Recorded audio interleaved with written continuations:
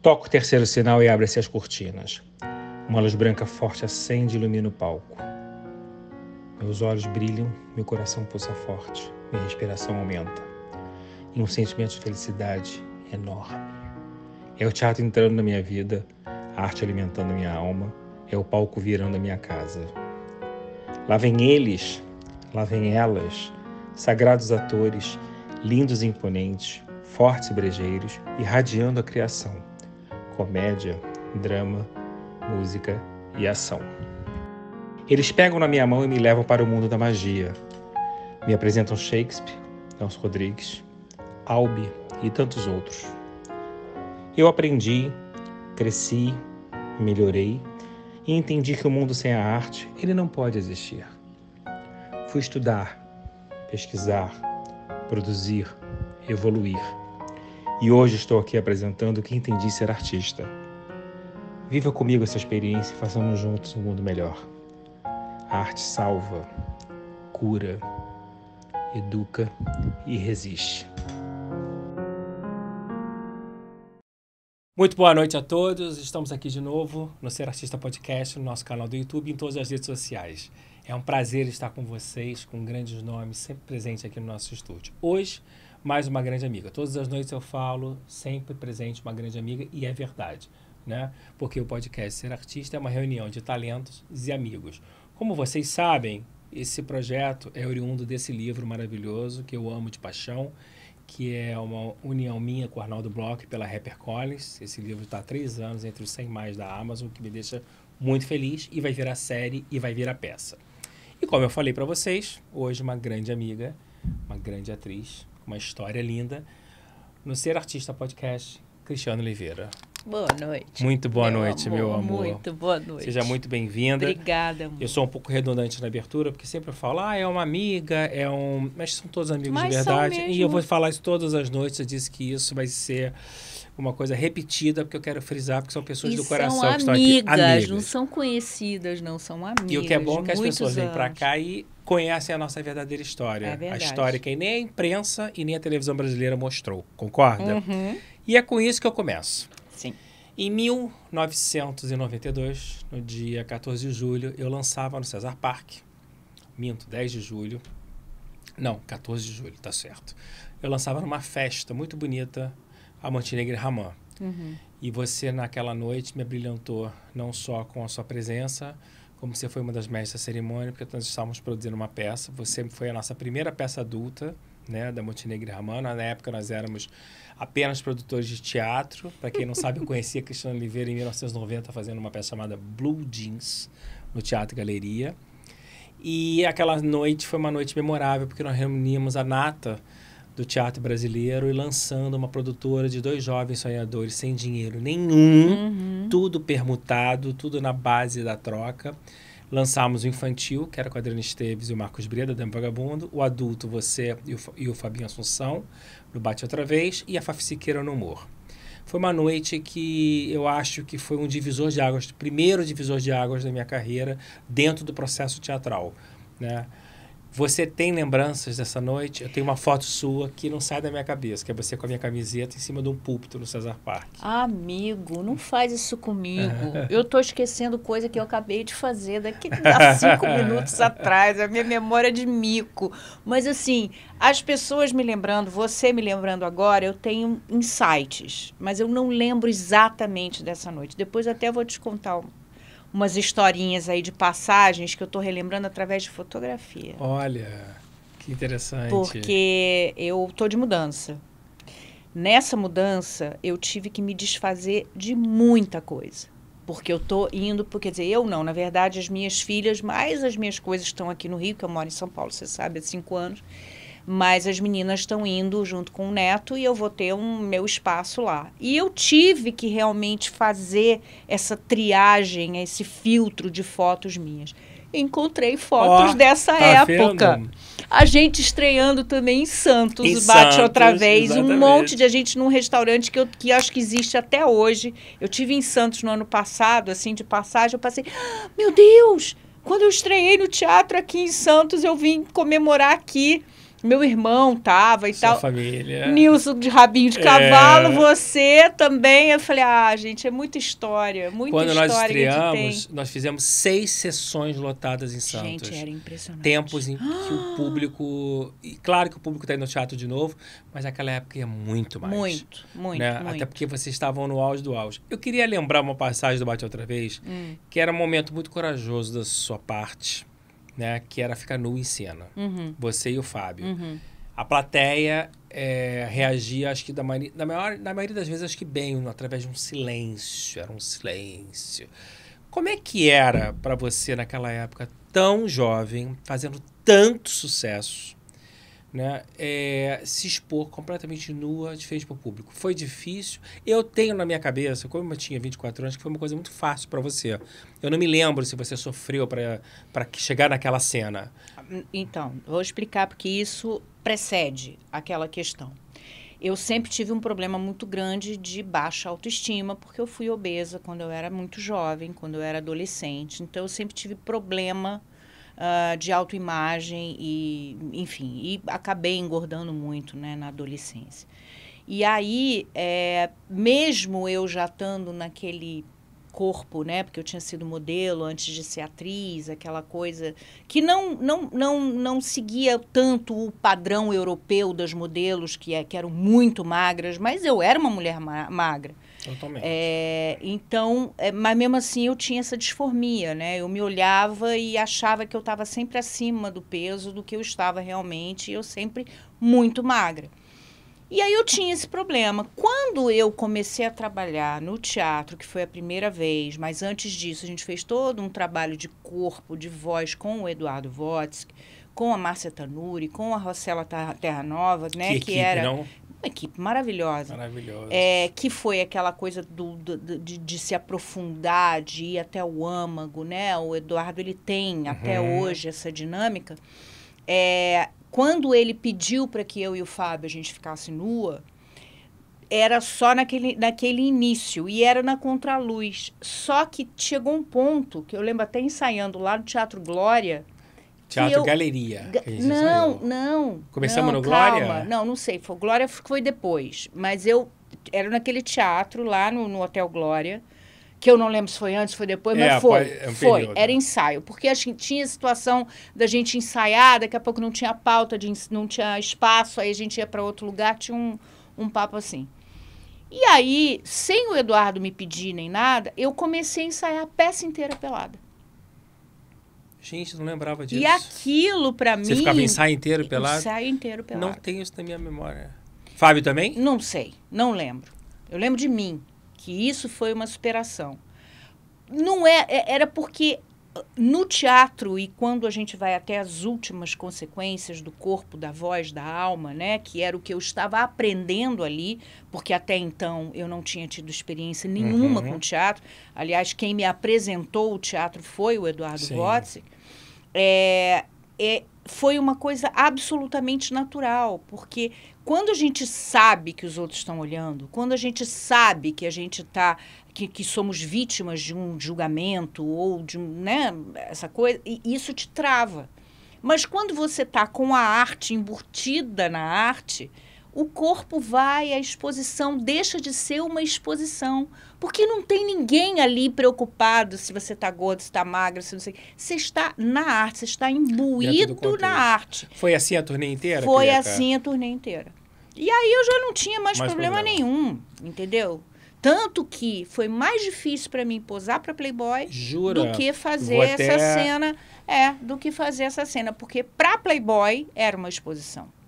Para Playboy, eu estava propositalmente ficando nua, entendeu? Para receber uma grana e também para me sentir bonita e para os outros falarem, nossa, que ela é bonita, o corpo bonito e tal. Essas coisas de ego, de vaidade que a gente tem. Mas no teatro, não. E quando você se deparou na rua, quando a Playboy saiu pela primeira vez, as pessoas, você sentiu vergonha nessa hora? Olharzinhos, né? Era olharzinho, comentáriozinho. Mas o pior foi minha mãe e meu pai que falaram. Ficaram arrasados. Nossa. Não quiseram ver. Jura? Ficaram com vergonha. Ficaram um mês sem falar comigo.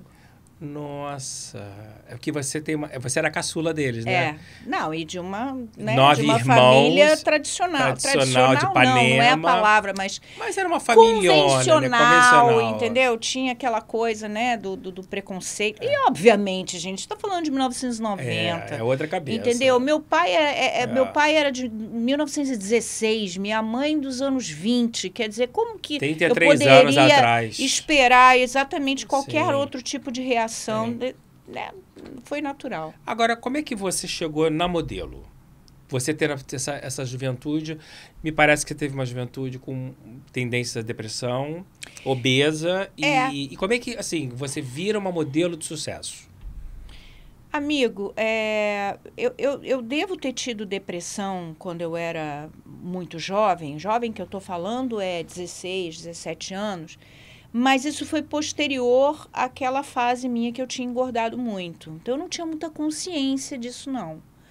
Mas o fato de eu ser obesa aos 16 anos e depois ir por um caminho de emagrecimento é que me tornou modelo. Por quê?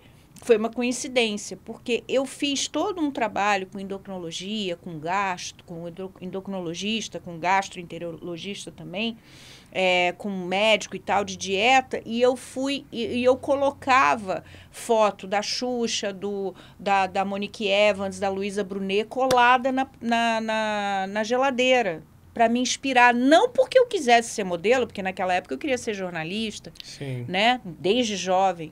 E aí, acabei sendo modelo por um acaso, porque eu cheguei num ponto... E você ficou amiga de todas elas. Fiquei. Que engraçado isso. Não, muito doido. Que muito coisa. doido. Porque a Luísa é super sua amiga. Super Xuxa, minha amiga. super amiga. Xuxa, assim, eu e Mas Xuxa, a gente não se legal. vê... Não, ótimo. Mas assim, a gente não é amiga. Eu e Luísa, a gente é.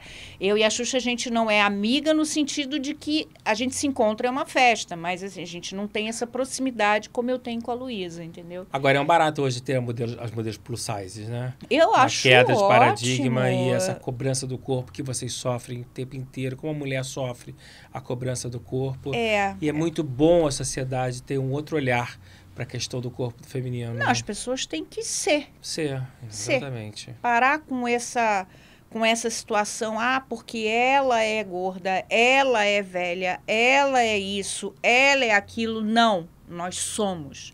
E existem diferenças no mundo, então as pessoas são diferentes. Então... E você fez um emagrecimento natural, com alimentação na época? Gente, eu fui muito louca. Tomou todos os remédios? Não, louca que eu digo assim, porque eu comprava aquelas revistas de boa forma. Sei. E eu fazia as dietas que falavam ali. Então, tinha dieta da lua, dieta da sopa, dieta do líquido, dieta do abacaxi, dieta do ovo, Eu fiz todas, e todas deram certo e todas me fizeram engordar o dobro depois. Então, eu acho que no conjunto dessas dietas loucas todas, assim, eu acabei emagrecendo. Mas só emagreci, de fato, quando eu fiz o equilíbrio alimentar mesmo. Que é o certo. Exatamente, que é o certo. Até vamos deixar essa dica aqui, sem dieta louca, não existe dieta Pelo amor de Deus, até porque, meu amor, engorda tudo de novo. Engorda depois. tudo de novo, tudo, né? Tudo.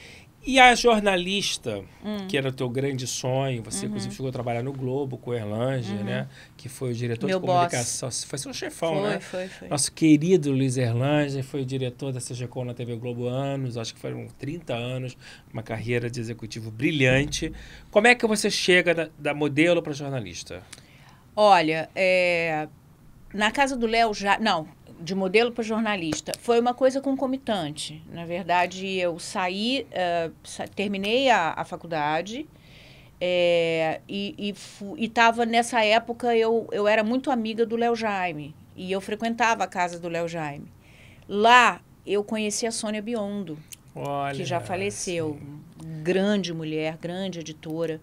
Uma mulher, inclusive, eu acho que ela até criou, foi ela que criou o Super Bonita, você lembra desse programa? Um grande sucesso do GNT. Exatamente, foi dela. E aí a Sônia, eu falei para a Sônia, Sônia, eu tô me formando em jornalismo e eu tenho muita vontade de escrever e tal. Ela falou, Cris, você trabalha com moda, não trabalha? Eu falei, eu sou modelo. Ela falou assim, você toparia fazer um teste comigo, assim, escreve uma matéria sobre acessórios. numa parte de moda do segundo caderno. Falei, tá bom. Aí escrevi a matéria sobre acessórios, ela foi lá, editou, fez uma ediçãozinha e tal e publicou. E o pessoal gostou. E aí ela começou a me dar coisa e eu comecei também a bolar coisas. Ah, vou fazer entrevista com a Lídia Bronde por causa do cabelinho dela de franjinha ruivo que ela faz em Vale Tudo. E aí eu ia lá e entrevistava o cabeleireiro ou a Lídia Bronde. Ah, porque a Suzy Rego estava fazendo o maior sucesso na novela, vou entrevistar a Suzy Rego. Aí entrevistava a Suzy Rego. E nem passava na sua cabeça que um dia você seria atriz. Não. Você nem sonhava, não, né? Que não. coisa. Muito pelo contrário. Quando eu trabalhei como assessora de imprensa, aos 16 anos, que eu fiz que na época era divulgação, Sim. não era assessoria, né? É. Eu fiz a divulgação junto com a minha irmã, Marió. Para o Poleiro dos Anjos e Cabaré Valentim, que era com Busa Ferraz, que era com Ariel Coelho, com a Juliana Martins. Quando eu fiz isso, eu trabalhei isso, trabalhei por trás das câmeras e tal, cuidava do borderô, fazia divulgação, conseguia patrocínio, eu era muito descolada com 16 anos e tal. Um belo dia eu peguei o texto do Poleiro dos Anjos e abri um armário, não sei onde eu estava, e comecei a ler o negócio. Aí eu olhei e falei, cara, como você é canastrona, pelo amor de Deus. Você não vai ser atriz nunca na sua vida, mulher. Aí eu falava assim, deixa eu ficar por trás, provavelmente vou trabalhar em produção, quem sabe eu não escrevo, né, alguma coisa, algum roteiro e tal. E aí ficou nessa. E aí depois deu. Porque, na verdade, quem me colocou essa luz dentro de mim foi Wolf Maia. E foi por causa do curso dele, que era do lado da redação do Globo, que era lá no centro da cidade, que eu fiz até com o Eduardo Galvão. Esse curso foi antes do Blue Jeans, então, antes de 1990. Foi 88. Há 2 anos antes. Foi 88. Ali que começou, você começou a focar nisso. Aí eu fiz de brincadeira, eu já era modelo, já tinha feito comercial, entendeu? As pessoas me achavam muito bonita no vídeo e tal. E aí eu fiz de brincadeira. E o Wolf Maia, na época, ele dava aula. Hoje ele não, ele dá aula ainda. Ele dá? Não na sabia. escola dele. Achei que ele não não desse com tanta mais. frequência, mas ele dá. E aí o Wolf chegou para mim e falou assim, Cristiana, cara, parece que a câmera ama você. Ela gosta de você. E você tem muita naturalidade. Desculpa, você tem muita naturalidade na hora de interpretar. E eu interpretava no improviso. Não era texto que ele dava, assim. Falei, é mesmo, Wolf? Ele falou assim, olha, se eu fosse você, eu ia por esse caminho. Aí morreu o assunto. Então, o Wolf foi seu grande padrinho de lançar isso pra você. Que aí, legal. o que aconteceu? Eu continuava a ser modelo, fiz o curso, trabalhava no Globo e eu fiz o curso, trabalhava no Globo e aí eu fui fazer um comercial com o Walter Salles Júnior. O Walter me dirigindo. A nata da nata. E aí, o Valtinho, eu vi o comercial no final e tal, e o Walter comentou comigo assim, Cristiana, você é muito expressiva, mulher. E isso eu com 24 anos, 20 para 25. Você é muito expressiva, você é linda na câmera, você tem uma expressão, uma coisa assim nos olhos. Falei, pô, legal. E aí, um belo dia, eu era de uma agência de modelo, a agência me ligou e falou, Crica, na época era Crica, né? Não era Cristiana. Crica, tem um teste lá na TV Manchete para apresentar um programa de clipe. E aí estão te chamando. Aí chamaram a Carolina Ferraz, chamaram um monte de outras pessoas e tal. E aí eu fui lá e encontrei com o Jaime. E a minha irmã, a Inês, que mora nos Estados Unidos, eu acho que ela tinha tido um trelelê com o Jaime, sei lá o que era, também nunca perguntei. E eu sempre fui muito parecida com a minha irmã. Muito. E aí, quando eu entrei na sala, que ele olhou para mim, ele falou assim, nossa, parece que eu te conheço. Eu falei, não, você é amigo da minha irmã, da Inês. Nossa, você é irmã da Inês? Eu falei, sou da irmã, pô. Eu vi, porque vocês duas têm os olhos muito parecidos e tal. Aí ele falou, e aí, o que você tem para mim? Eu falei assim, tenho esse comercial. Ele botou a fita, que era 3 minutos de comercial, que era a historinha de uma menina que tinha um professor, se apaixonava pelo professor, e ela, enquanto ela estava tendo aula, ela tricotava fazia um tricô, uma malha para ele. E aí, nesse meio tempo, ele fica meio assim com ela toda apaixonadinha. Anos depois, eles se encontram numa praça. Ela já é mãe, tá com outro cara, e o cara tá com a malha vermelha dela. Então, era uma historinha. E ele olha e fala assim, meu Deus do céu, cara, você não vai acreditar. Eu falei, o quê? Ele falou assim, não, eu tô fazendo casting agora de uma novela. Estou produzindo uma novela chamada Kananga do Japão e você é a cara da protagonista. Eu falei, como assim? Ele falou, não, é a cara da protagonista. Você não quer fazer um teste? Eu falei assim, Jaime, olha só, eu nunca peguei um texto na minha vida, meu amor. Não tem como eu fazer teste para protagonista. Ele falou, não, mas vem cá, você conhece a Tezuka Yamazaki? Eu falei, óbvio, ela tinha acabado de ganhar prêmio com o Gaijin. E aí, ele chegou e falou assim, a Tezuka que vai dirigir, vai fazer a direção geral. Eu falei, pô... Aí, né? Aí ele disse assim, na verdade, ela vai te dirigir nos primeiros dias e depois o Carlos Magalhães, o Magá, vai te dirigir nos outros. Eu falei, tá bom. Aí conheci o Magá, a gente se deu super bem.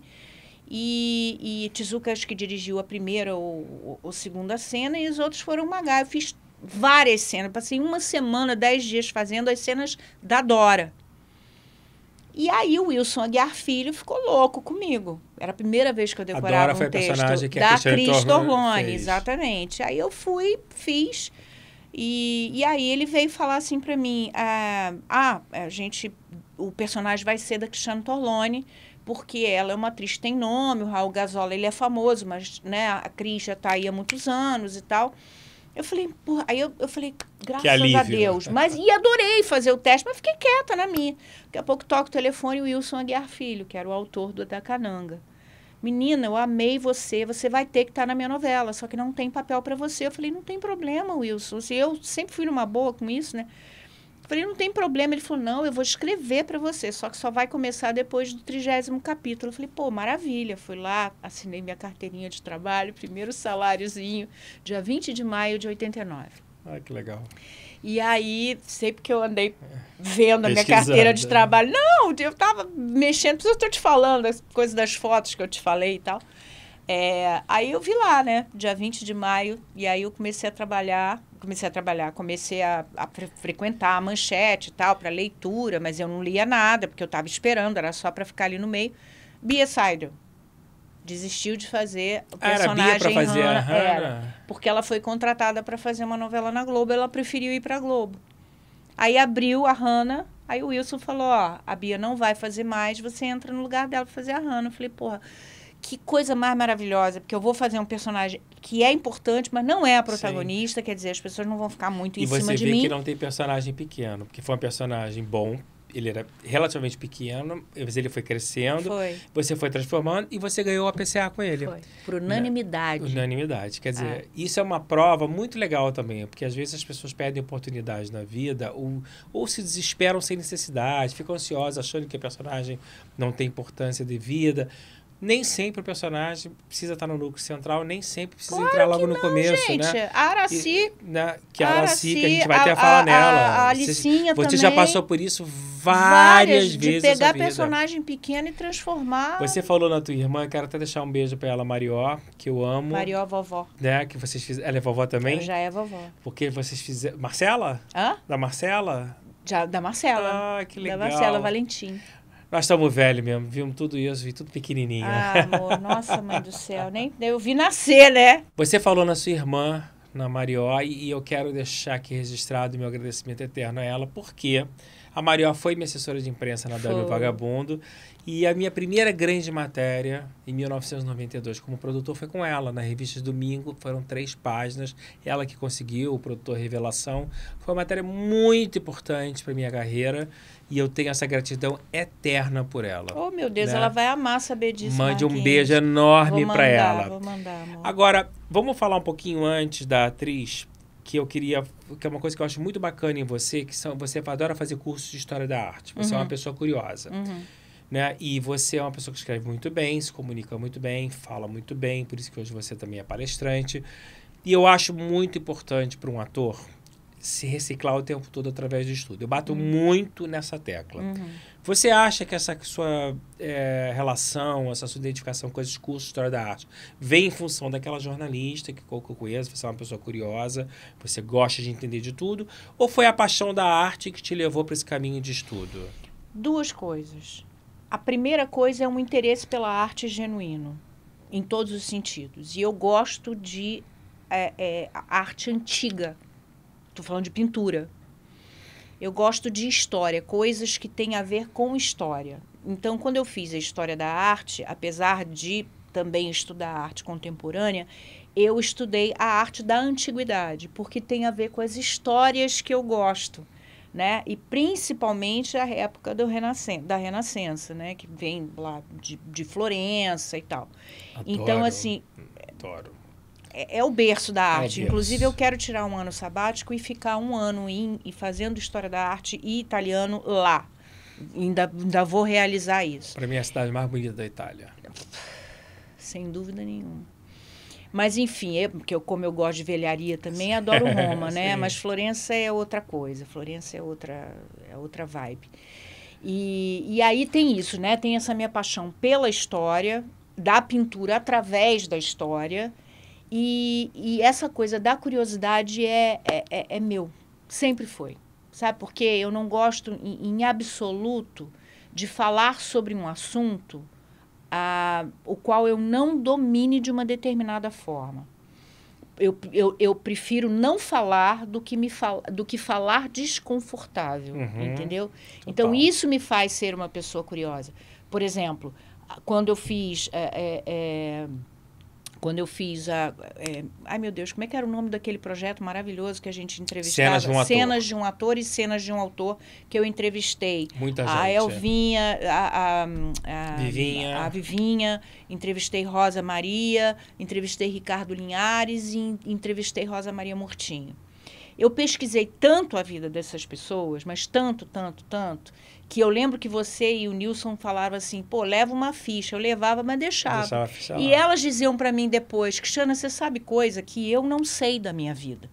E eu falava com a maior naturalidade. Por quê? Porque depois que eu entro no universo que eu quero, eu passo a dominar aquilo. Sim. Então, assim, eu entrevistando, eu lembro, não sei qual foi, Teatro se foi Solar. Rosinha, foi Teatro Solar, foi um projeto Lindo, maravilhoso. né? Até Que agora, por isso que acabou... De uma Irene certa maneira- Ravache eu entrevistei também, entendeu? Irene. Então, eu fiz uma busca, eu sei que tem a ver com a alma da jornalista, mas tem a ver com a Cristiana normal que gosta de conhecer tudo. Então, acho que está tudo junto. E esses cursos que você tem feito sobre da arte, que você já fez vários? Não, eu já parei de fazer há um tempão. E você Eu fiz fazia 5 online anos. ou presencial? Não, eu fiz sempre presencial. E você tinha umas principalmente viagens na com ele casa também, né? Casa do Saber. Viajei para a França, fui para Paris com o meu professor. Que aí ele foi a todos os museus e a coisa mais maravilhosa do mundo é você ter um professor do seu lado e aí é um curso vivo. E ele faz até hoje. Eu vivenciei entendeu? isso Chama Hélio recentemente. Ferreira. Muito bom. O Hélio Ferreira está de parabéns. Não, ele é incrível. Ele Parabéns. é incrível. E Ele vivenciei isso com o Padre Fábio na Loca do Anjo em Fátima, onde nós visitamos como historiadora. E dá toda a diferença, é outra né? história. Você fica É com outra outro história. olhar de tudo que está acontecendo. Ele não é nem historiador, quer dizer, até pode ser historiador, se ele estiver me ouvindo e eu disser que não, porque na verdade ele até pode ser historiador e eu não sei, mas ele é um cara que qualquer coisa em cima de história da arte, Ele domina. ele sabe, ele domina. Vamos voltar um pouquinho agora para nossa Kananga do Japão, porque me interessa muito o começar, porque é muito difícil começar. Hoje, quando uma atriz entra numa novela, tem todo um aparato que no passado não tinha. Nunca teve. Né? É. Você tem desde o coordenador de intimidade, se você tiver uma cena de grande exposição do seu corpo, você tem uma preparadora de voz, você tem uma preparadora de corpo em alguns lugares. Vocês eram jogados aos leões naquela época, literalmente. Né? Não tinha essa estrutura, não tinha esse staff. Eu tive uma experiência com o Talma exatamente isso. E Mas como quando chegar em foi Corpo e Alma, a gente fala. fazer Kananga do Japão, você não tendo a formação de atriz, tendo só o talento e a vocação, mas você não tinha formação ainda. Nenhuma. Você foi descobrindo tudo durante a novela. Você fez tudo na intuição, pelo que eu estou entendendo. Foi. Mas você achou aquilo, você fez de uma maneira com facilidade, por total falta de consciência ou por excesso de coragem? Amigo, A gente, quando tem uma certa ignorância de causa, a gente se lança em certas coisas, a gente não tem consciência do que vai acontecer, a gente não tem ainda o discernimento. A partir do momento que você vive, você sabe o que é que pode te provocar de consequência boa ou ruim.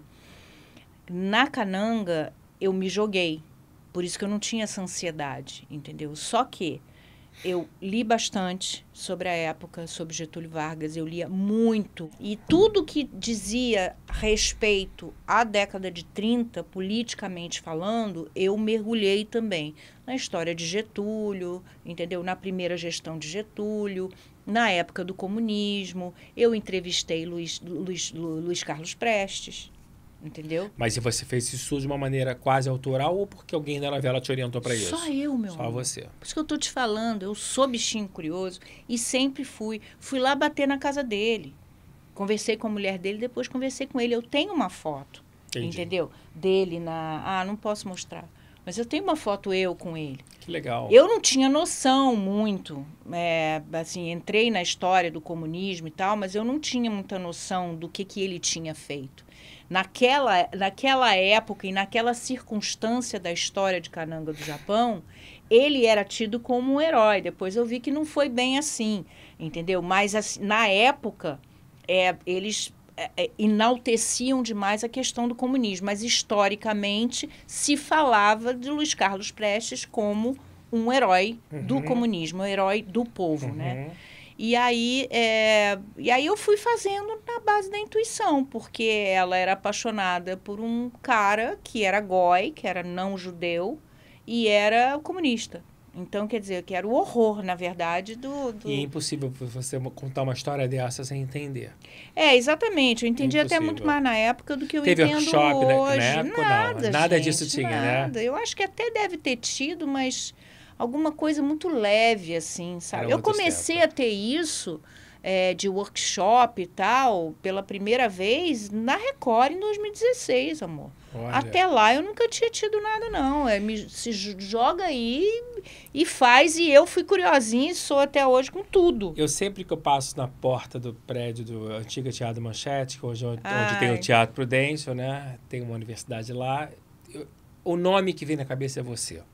Né? Eu era muito jovem, também começando a minha carreira de produtor, mas eu já acompanhava toda a trajetória de vocês.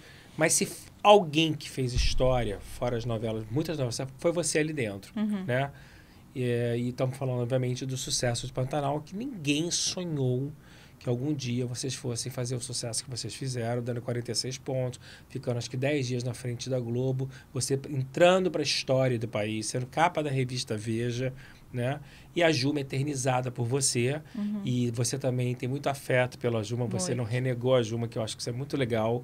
Né? Eu lembro você agora na matéria com a Aline no Fantástico. Aqui, ó. Tem aí? Ó, minha onça. E eu tenho Pantanal aqui também. E eu também, fiz ser artista no Pulse. Tá vendo? São coisas que marcam a gente pro resto da vida. Mas eu queria te falar muitas coisas dessa época, né? E foi um projeto que você ganhou o troféu imprensa, só te trouxe muita alegria, foi a sedimentação da sua carreira e te lançou para novos desafios.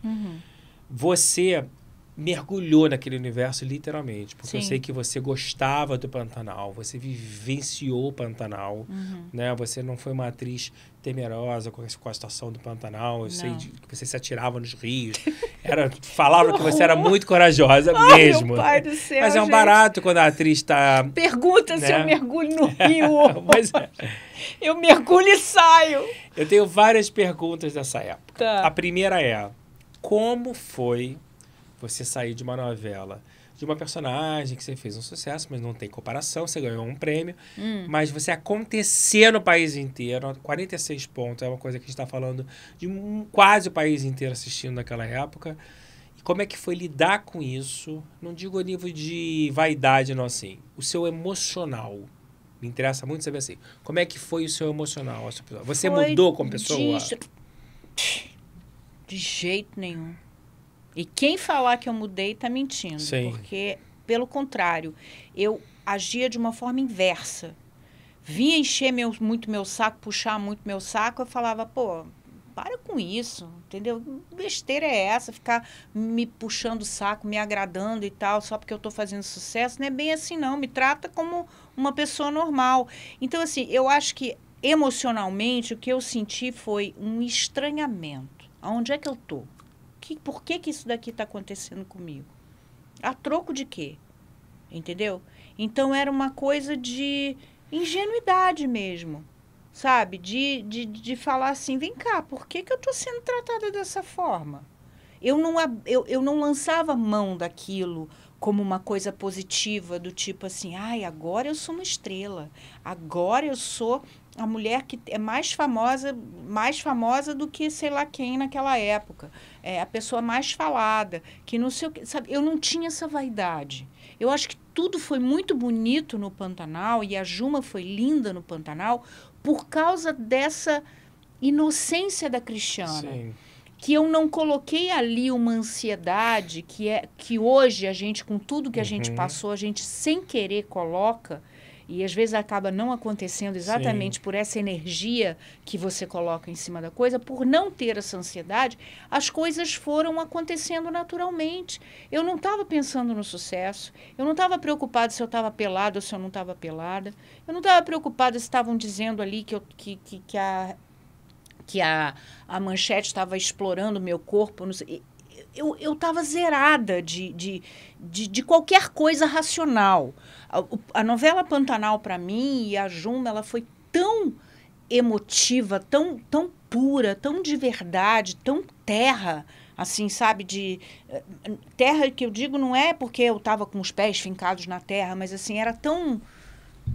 Não sei, não dava para explicar. Que eu acho que é por isso que deu você certo. Você vivenciou aquilo mesmo. Eu fui até... Aquela personagem ficou muito real pra gente. Pois é. Eu acho que era uma parte da Cristiana, que ainda, apesar de ser mãe, de ter filha e tal, não sei o quê, era muito inocente, muito ingênua nas coisas, apesar de adulta, muito doce ainda, muito menina, que eu acho que combinou com a Juma. E a Juma, que era uma personagem linda. Então, tudo... Sabe o que me impressiona na Juma? É porque você também é de uma época em que a Juma também ali não teve o trabalho de olhar, trabalho de corpo, nada. E você achou aquilo tudo sozinha. A Juma tem um olhar que ficou pra história. Não, o olhar é aquilo, né? Tudo aquilo fui eu que inventei. O fato de não ter também uma parte dela, muito texto, e ser tudo muito uma interpretação, às vezes, escalada no corpo. Não é fácil você passar isso para as pessoas com uma verdade... que hoje tem toda essa equipe. E, de novo, você foi se descobrindo, né? Foi um processo que você foi fazendo e foi aprendendo, né? Exatamente. Fazendo e aprendendo nessa época. A Juma era assim, eu botava a roupa da Juma já, partia o cabelo no meio, jogava ele meio assim no cabelo, fazia aquele olharzinho dela e pronto, ela estava pronta ali. Era uma coisa que eu não tinha dificuldade. Agora, você criou uma relação de amor com o Pantanal. Nossa. Hoje você... tem a embaixadora da ONG, como é que é o nome SOS Pantanal. SOS Pantanal. Fala um pouquinho desse trabalho que você vem desenvolvendo com eles, porque você tem ido sistematicamente para o Pantanal. Fazendo expedição. Amigo, é o seguinte, o Pantanal na época, o bioma Pantanal na época não tinha a importância que ele tem para mim hoje. Por quê? Porque na época era a primeira vez que eu lidava com diariamente, né? Porque eu fiquei frequentando lá quase um ano, entre idas e vindas. É a primeira vez que eu lidava com a natureza de fato, a natureza selvagem de fato.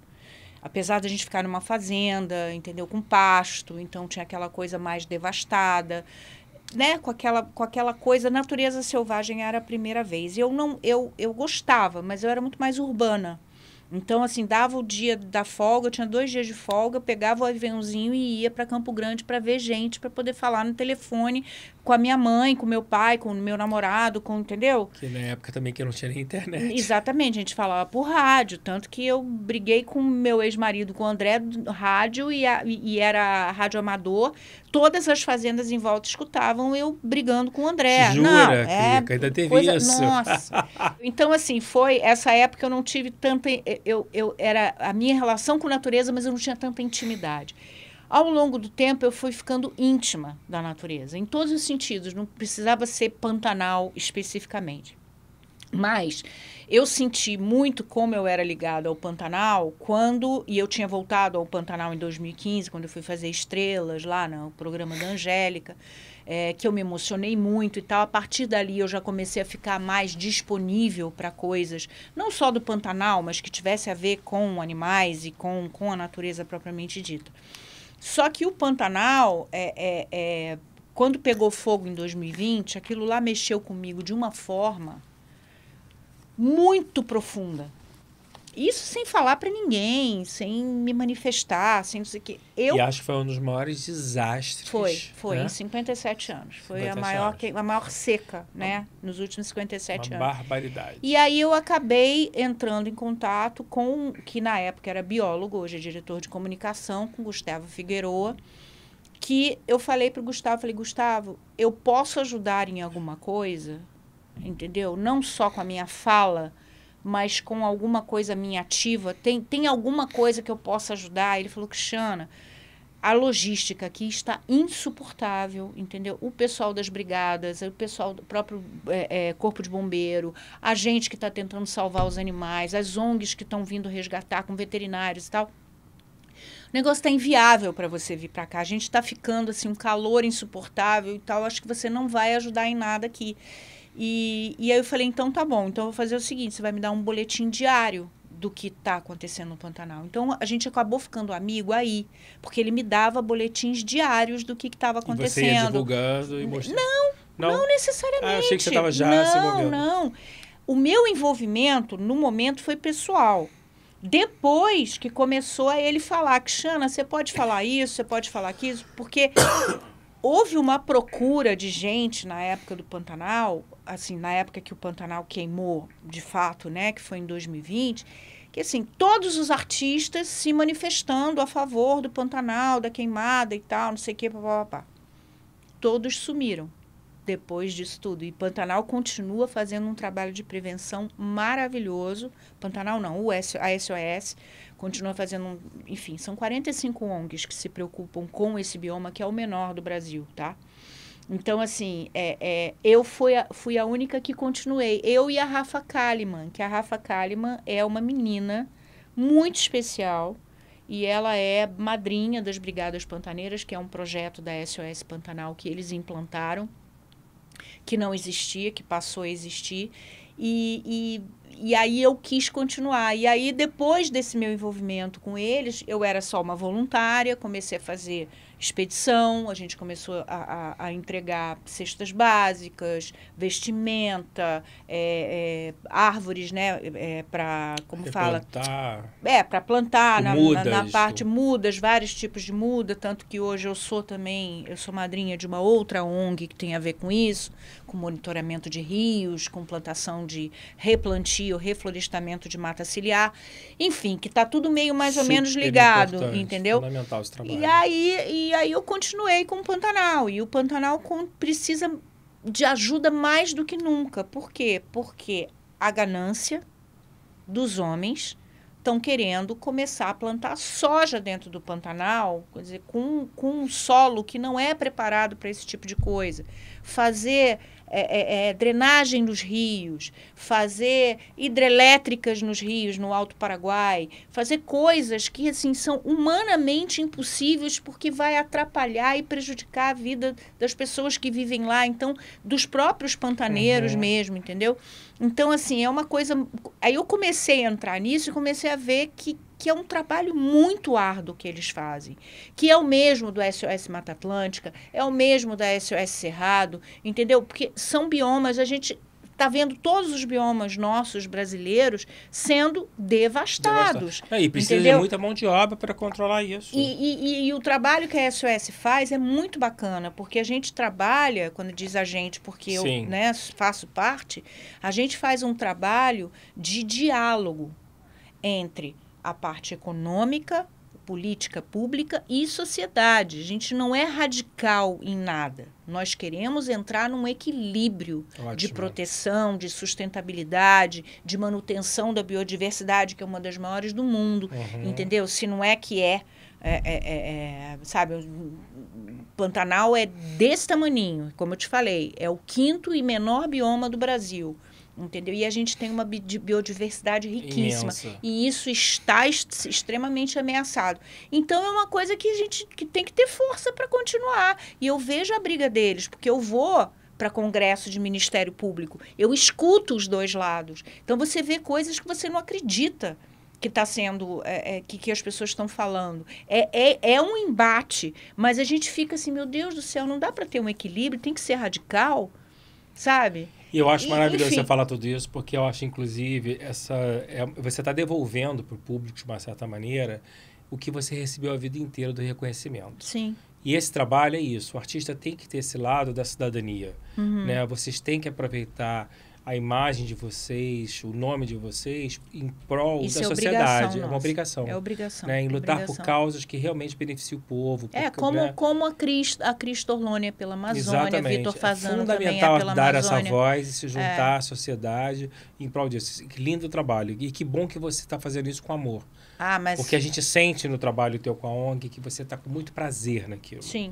É uma Foi coisa uma que escolha de vida. Uma escolha de vida. Marquinhos, Eu acredito. A gente uma vê uma verdade muito grande ali. É uma vertente minha que é verdadeira, sabe? Tem uma transição do Pantanal para a novela Amazônia, que eu acho que foi uma novela que, devido ao sucesso do Pantanal, todo mundo achava que a Amazônia ia ser o acontecimento em seguida. É sempre assim. Né? Não sei se para você, de novo, você foi inocente no sentido de ser jogado, ou se você já criou uma expectativa de um outro sucesso, porque você tinha acabado de ser consagrada no país. Pode ser que não houvesse a expectativa, fosse mais uma... Era como se fosse uma continuidade, e não foi. E aí eu te pergunto, como foi lidar com o primeiro grande fracasso? Porque a novela foi um fracasso, foi uma decepção para todo mundo em todos os níveis, né? Você estava consagrada no país, e o Marquinhos Palmeira também, né? Vários atores repetiram de uma novela para outra.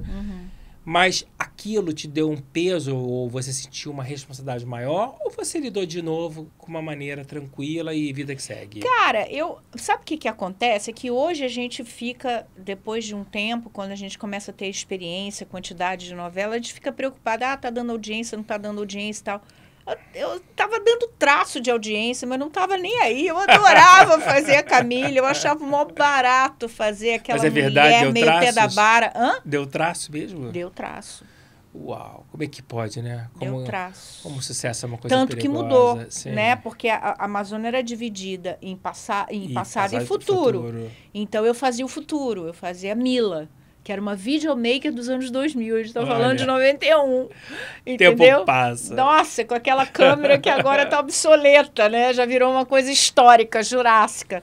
E aí, só que essa parte do futuro não deu certo, ficou no passado. Aí eu virei Camille, que aí era uma personagem linda, era uma bailarina, era uma cortesã que vinha da França, riquíssima, que ela tinha meio que ela tinha meio que um vassalo, né? Que o nome dele era Gandor. Então, ela andava com uns véus, assim, com umas joias. Eu vejo foto e falei, meu Deus, que coisa linda. Tinha uma produção de arte linda. Maravilhosa. Tinha. Maravilhosa. Só que eu vejo cenas hoje e eu era contida ainda, entendeu? Então, assim, ela era teatral, né? A Camila era teatral, a Camila era... Aí, eu lembro que tinha uma cena que ela falava não sei o que dos meus fãs e tal, não sei o que hoje eu falaria assim, eu quero eu quero dar de presente para os meus fãs umas coisas, né? Que agora eu sou teatral, eu sou uma atriz de teatro também, mas na época eu fazia, não sei o que dos meus fãs, toda fechadinha assim, sabe? Toda timidazinha. Aí eu falava, realmente, sair da Juma e ir para uma Camille foi difícil. Os estúdios, acho que era Água Santa. Esses estúdios estão abandonados, se eu não me engano. Mentira, sério. Parece que a região em volta ficou muito perigosa e acho que não deram continuidade. Outro dia eu estava lembrando desses estúdios. Que pena, mas eu lembro eu indo de Kombi. A gente ia de Kombi. Eu andei muito de Kombi. Meu Deus do céu, gente. Foi muito legal. Agora, Crica, e aí você chega na Globo, né? Você chegando, protagonizando a novela das 8 na época. Nossa, aí foi difícil. Glória Pérez, nossa querida amiga, com quem você fez vários trabalhos, mas aí a cobrança é pesada. Aí foi. Né? Porque você foi sai de uma aí que eu caí na pequena, real. Aí que eu caí na real. E a gente sabe que nessa novela Você teve aulas com a Bibi Ferreira, inclusive, nessa amada Bibi, que o Ramãs que fez a ponte, né, para você burilar a personagem. Mas eu acho que também você chega numa novela das 8 sem a estrutura de hoje, sem esses workshops, né? E querendo ir lá no INCOR, tentar entrevistar Cristiana, querendo entrevistar médicos para saber como funcionava aquela coisa do transplante, como é que era a cabeça, como é que ficava o emocional de quem tinha perdido um ente querido e estava doando órgão, que era uma coisa que estava começando. Glória sempre trazendo essas questões, né? E aí eu cheguei pro Thalma, falei, Thalma, porque eu entrei meio que de sopetão, né? Eu não tive muito tempo, eles já estavam com o elenco todo fechado. Eu fui uma das últimas, não assim. Sabia. Eu fui uma das últimas. Quer dizer, na verdade, eu entrei na Globo fazia agosto, né? Que, inclusive, eu já tinha lido, naquela época, eu já tinha lido o livro. Mas era uma série pequena, né? Sim, mas é porque foi o Manga, né? O Carlos Manga que me chamou. Linda, de passagem. Glória é que me viu e falou, eu quero ela e me tirou de agosto para poder fazer. E aí começou essa história toda. Mas, assim, eu quis fazer. Aí o Thalma chegou para mim e falou, não, Cristiana, você é ótima. Você é ótima. Você sozinha num programa, você já tem 12 pontos de audiência. Se ouvir dele e ouvir do Daniel Filho. Se a sua imagem, aonde você estiver, você já carrega 12% de audiência. Ele falou. Aí ele falou, então não me importa. Ele falou, você é ótima, você é super talentosa. E eu desesperada. Porque ali eu comecei a ter problema. Por quê? Era um personagem contemporâneo. Até então eu tinha feito composições, né? Uma da década de 30, uma do meio do mato e a outra do início do século XX, de 1900, que era toda paramentada, toda teatralzona, entendeu? E de repente fazendo uma menina normal com problema de miocardiopatia dilatada, entendeu? Começando a história do transplante ainda, com aquele ritmo da Globo, que era Fábio Sabá, que gravava 52 cenas de estúdio por dia, entendeu? Naquele desespero. E aí eu pirei. E aí pirei mais quando Glória Pérez me chamou na casa dela e falou, Cristiana, se você continuar assim, eu vou diminuir o teu papel na novela. Você está totalmente perdida. E aí o que você respondeu? Aí me mostrou Cláudia Abreu em Barriga de Aluguel. Olha a diferença e tal, não sei o que. Eu falei, Glória, eu não tenho muita experiência. Ela falou, eu sei que você não tem experiência. Eu estou só te mostrando que tem que existir uma forma de você dar uma melhorada. Eu zero teatro, entendeu? Zero nada. Caí de paraquedas nessa profissão, você sabe disso. E aí ela falou, você vai ter aula com a Bibi Ferreira. Aí eu comecei a frequentar a casa da Bibi, lá no Flamengo. Ficava né? E aí eu lembro até hoje, era uma mesa tipo que nem essa, assim, grandona. Eu sentada aqui, Bibi ali. Aí ela, agora lê o texto. Eu morrendo de vergonha, né? Porque eu tinha visto a Bibi no teatro. E a novela gravando, né? E a novela gravando. Então, e eu como protagonista. Só que naquela época, a Glória deu propositalmente uma diminuída na personagem. Começou a botar a Yasmin, entendeu? Para, né? Outros núcleos e tal. E aí eu comecei a melhorar. Mas o que me melhorou mesmo foi Eduardo Wojcik. Mas a Bibi, durante a novela, você sentiu alguma evolução? Sim, claro que senti. Porque a gente treinava, né? A gente fazia. Ela foi minha coach, praticamente.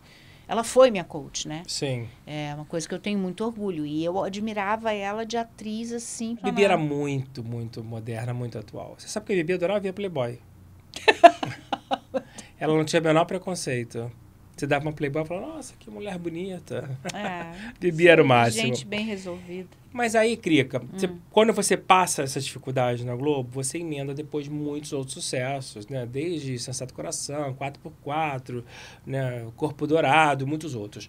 Mas faz você ter um olhar diferente para a carreira, essa sua entrada na Globo, e lidar com a profissão de uma outra maneira a partir daí? Ai, Marquinhos, é muito doido, porque eu fui rareando de personagem a partir dos anos 2000. E não sei por quê, por que motivo que foi. Acho que foi a época que eu mais estava pronta para personagens diferentes e foi rareando os papéis, assim. Foi ficando mais difícil eu ser chamada. E realmente eu não entendia por quê, porque eu acho que eu tinha mostrado uma diversidade até, né? Personagens muito diferentes um do outro. Às vezes uma coisa ou outra e tal, mas... né, que eu fiz uma menina tímida, engraçada, não sei o quê, muda para uma pioa, daqui a pouco uma prostituta de luxo e tal. Eu vilã, fiz coisas, né? exatamente, eu fiz coisas muito diversas, muito diferentes e muito viva. Porque eu nunca parei de fazer aula com Márcia Tanuri, eu nunca parei de fazer aula com Rossella, entendeu? Eu fiz teatro depois, fiz uma tragédia grega com Eduardo Votz, que foi Troia. Então, assim, eu estava muito viva. E acho que teu ápice de maturidade artística, inclusive, nessa diversidade dos personagens, é quando você faz a Aracide Insensato Coração. Sim. Porque você engorda, você cria uma masculinidade do seu corpo, você se tatua, você faz um cabelo... Tudo sei que foi você porque eu acompanhei. Foi. Ali estava bem de perto contigo e você criou aquela imagem, você fez aquela pesquisa, você foi nos presídios pesquisar. Foi, 1 ano e meio fiquei lá. 1 ano e meio, você acabou, né, se envolvendo com as histórias. Foi. Né, você ficou muito mexida com tudo que você muito, viu. Muito. Né, e isso fez toda a diferença, o resultado... Para mim, foi um dos seus melhores trabalhos. Fui até indicada a prêmio, você foi indicada com 3 a prêmio, meses só de participação. Isso, falaste que você fez uns 40 capítulos, não uns sei, 20, foram 3 meses no ar. E você fez uma novela das 9, com um elenco super estelar, e você chegou chegando, você fez uma matéria linda no Fantástico. Foi. Mas ali mostra como você estava amadurecido artisticamente, como você estava consciente, né, da carreira, de pegar uma oportunidade e aproveitar ela ao máximo. E nada como o tempo nesse aspecto. Mas você falou uma coisa que eu fiquei pensando. Os papéis foram rareando. Isso te provocou um questionamento saudável? Você lidou com isso de uma maneira tranquila? Ou isso te adoeceu por um lado? Não, me adoeceu. Me adoeceu um pouco. Não ao ponto de eu... Imagina, fui fazer outras coisas, fazer teatro.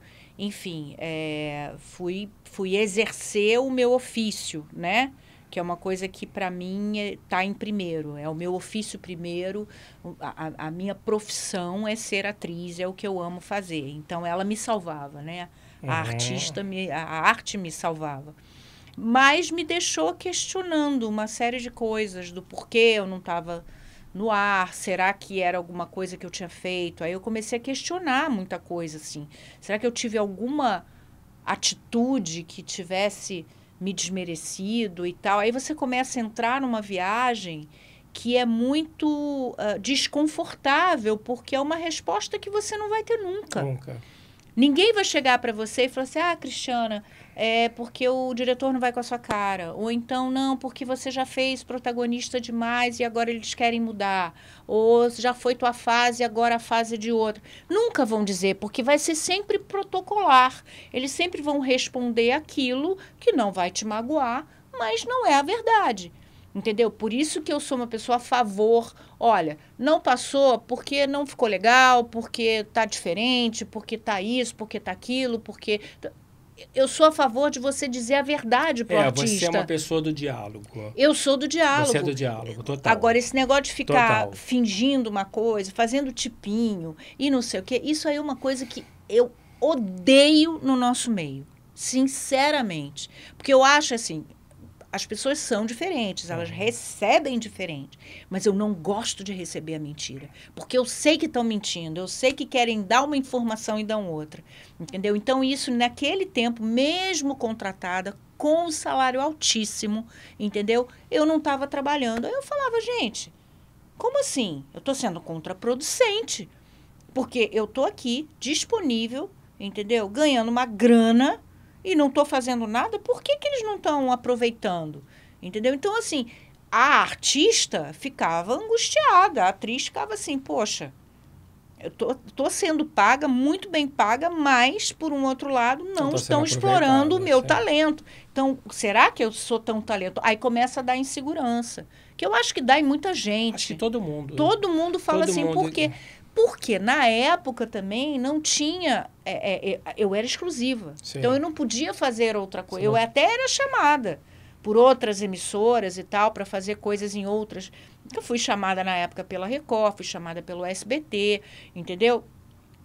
Chegou até Bandeirantes, eu acho que eu cheguei a ser chamada também numa época que ela fazia novela.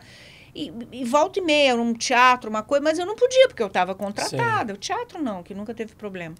E Mas aí, às vezes você não podia fazer, porque às vezes podia a televisão, venha fazer alguma coisa. Aí você está ensaiando, aí não deixa você ir. E aí tem uma coisa que é muito doida também, né, Marquinhos? Por exemplo, eu estava com menos de 4 meses que a Antônia tinha nascido. Isso foi em 99. Me ligam da Globo, eu não lembro mais quem foi, mas provavelmente já foi embora, porque né, muita gente já foi embora. Todo mundo mudou. E aí essa pessoa falou assim, Cristiana, a gente queria que você fizesse uma das protagonistas da Vila Madalena. Eu falei, mas eu acabei de parir. Eu falei, não, mas a gente cria todo um esquema para você. Ou seja, eles, para eu poder fazer aquele papel, eles criaram uma facilidade e uma estrutura, uma logística de mim com babá, com papagaio, periquito, com neném, com não sei o quê, eu dando de mamar. Não estava dando de mamar mais, porque a Antônia parou com 2 meses. Mas, assim, era um negócio que... E aí, sabe, é tudo aquilo. Quando eles te querem... Isso eu não estou falando só da Globo, eu estou falando qualquer coisa, entendeu? Quando eles querem você, eles criam toda uma estrutura. Não quer, te deixa. Entendeu? Então, eu fiquei na geladeira, acho que eu acho que de Porto dos Milagres... Não, do Clone até Malhação, eu fiquei quase 5 anos sem fazer nada. Que a retomada foi Malhação, né? Foi Malhação, em 2005, entendeu? E eu ficava assim, gente, nunca fiquei 3 anos, 4 anos sem fazer novela. O que está acontecendo? E aí, quando me chamaram para fazer Malhação, aí vinha aquelas pessoas. Não, porque quem faz Malhação é porque tá não sei o quê. Porque tá não sei o quê. Eu falei, gente, para. Aí começou a Cristiana a falar, para mim, trabalho é trabalho. E eu sou assim até hoje. Entendeu? Já tirei leite de pedra. Você sabe que eu tiro leite de pedra. Entendeu? Me dá um personagem que tem 2 linhas. Essas 2 linhas são interessantes. Pode deixar comigo que eu vou. Entendeu? Agora... De repente, de uma hora para outra, aí eu olhei assim e falei, Malhação e tal, não sei o quê. Em nenhum momento eu hesitei. Amei fazer a personagem. Ótimo. A Rita ia ser uma puta de uma personagem. Se tivesse sido na novela das 9, que na época era das 8, né? Que a gente falava novela das 8. Cara, tinha sido um grande sucesso, porque tinha embate, tinha conflito, tinha questão dela com os filhos. Eu amava fazer Malhação. E a Malhação, por si só, ela tinha uma importância maravilhosa, porque era o encontro das gerações, dos veteranos, isso, você já era veterana, isso, com as pessoas que não tinham experiência, que você passou jogada aos leões sem técnica nenhuma, e era formação. Nossa, né? Eu ajudei muita gente. Eu sei. Muita gente. Eu lamento profundamente Malhação não ter acabado, porque eu acho que Malhação tinha uma importância na indústria de formação, né, dos talentos, que eu sinto falta hoje em dia. Né, de você poder exercitar sem tanta pressão, sem tanta cobrança, porque você vivenciou muita cobrança e muita pressão toda a sua primeira década. Não foi fácil, né? Muita pressão. E isso afeta muito o psicológico, e nem todo mundo está preparado para hoje. Você é uma mulher madura, você é avó, e sentar, poder fazer uma análise, quase uma catarse que a gente está fazendo aqui de tudo que você viveu, mas com um olhar maduro, sem rancor, sem sequelas. Não, isso né? aí não. Porque as sequelas, às vezes, elas são irreversíveis. As pessoas não entendem isso. Fazer sucesso é fácil, manter o sucesso é que é difícil. E as sequelas podem ser irreversíveis. E eu tenho uma vantagem nisso tudo, Marquinhos. Eu até hoje estou na mídia. Se você vê qualquer coisa minha, não, você é aquela famosa atriz que você anda na rua, parece que você não saiu do ar. É um pouco isso, todo mundo te conhece pelo teu nome. Né? Quando não esquece teu nome, é a Juma. É a Selena, né? A Alicinha, depende da fase. Mas o público tem uma identificação absoluta. A gente vê o carinho das pessoas com você. Mas e isso foi uma conquista, bom. Sabia? Porque eu acho que eu, como jornalista, eu sempre tratei as pessoas com muito respeito. É fundamental. Sempre fui muito carinhosa com todo mundo. Então, as pessoas, por exemplo, a Julie falou... A Julie, né? Julie Nossa Caldas. amiga Julie Caldas, né? Que é a minha assessora também, assessora de coração. A Julie, ela falava, Cris, o povo te adora na revista tal, o povo te adora no jornal tal. É uma das coisas que eu ia comentar. Você tem uma relação com a imprensa muito saudável, porque a imprensa tem aquela fase que já te explorou muito no sentido de manchetes, de amores, de relacionamentos, né?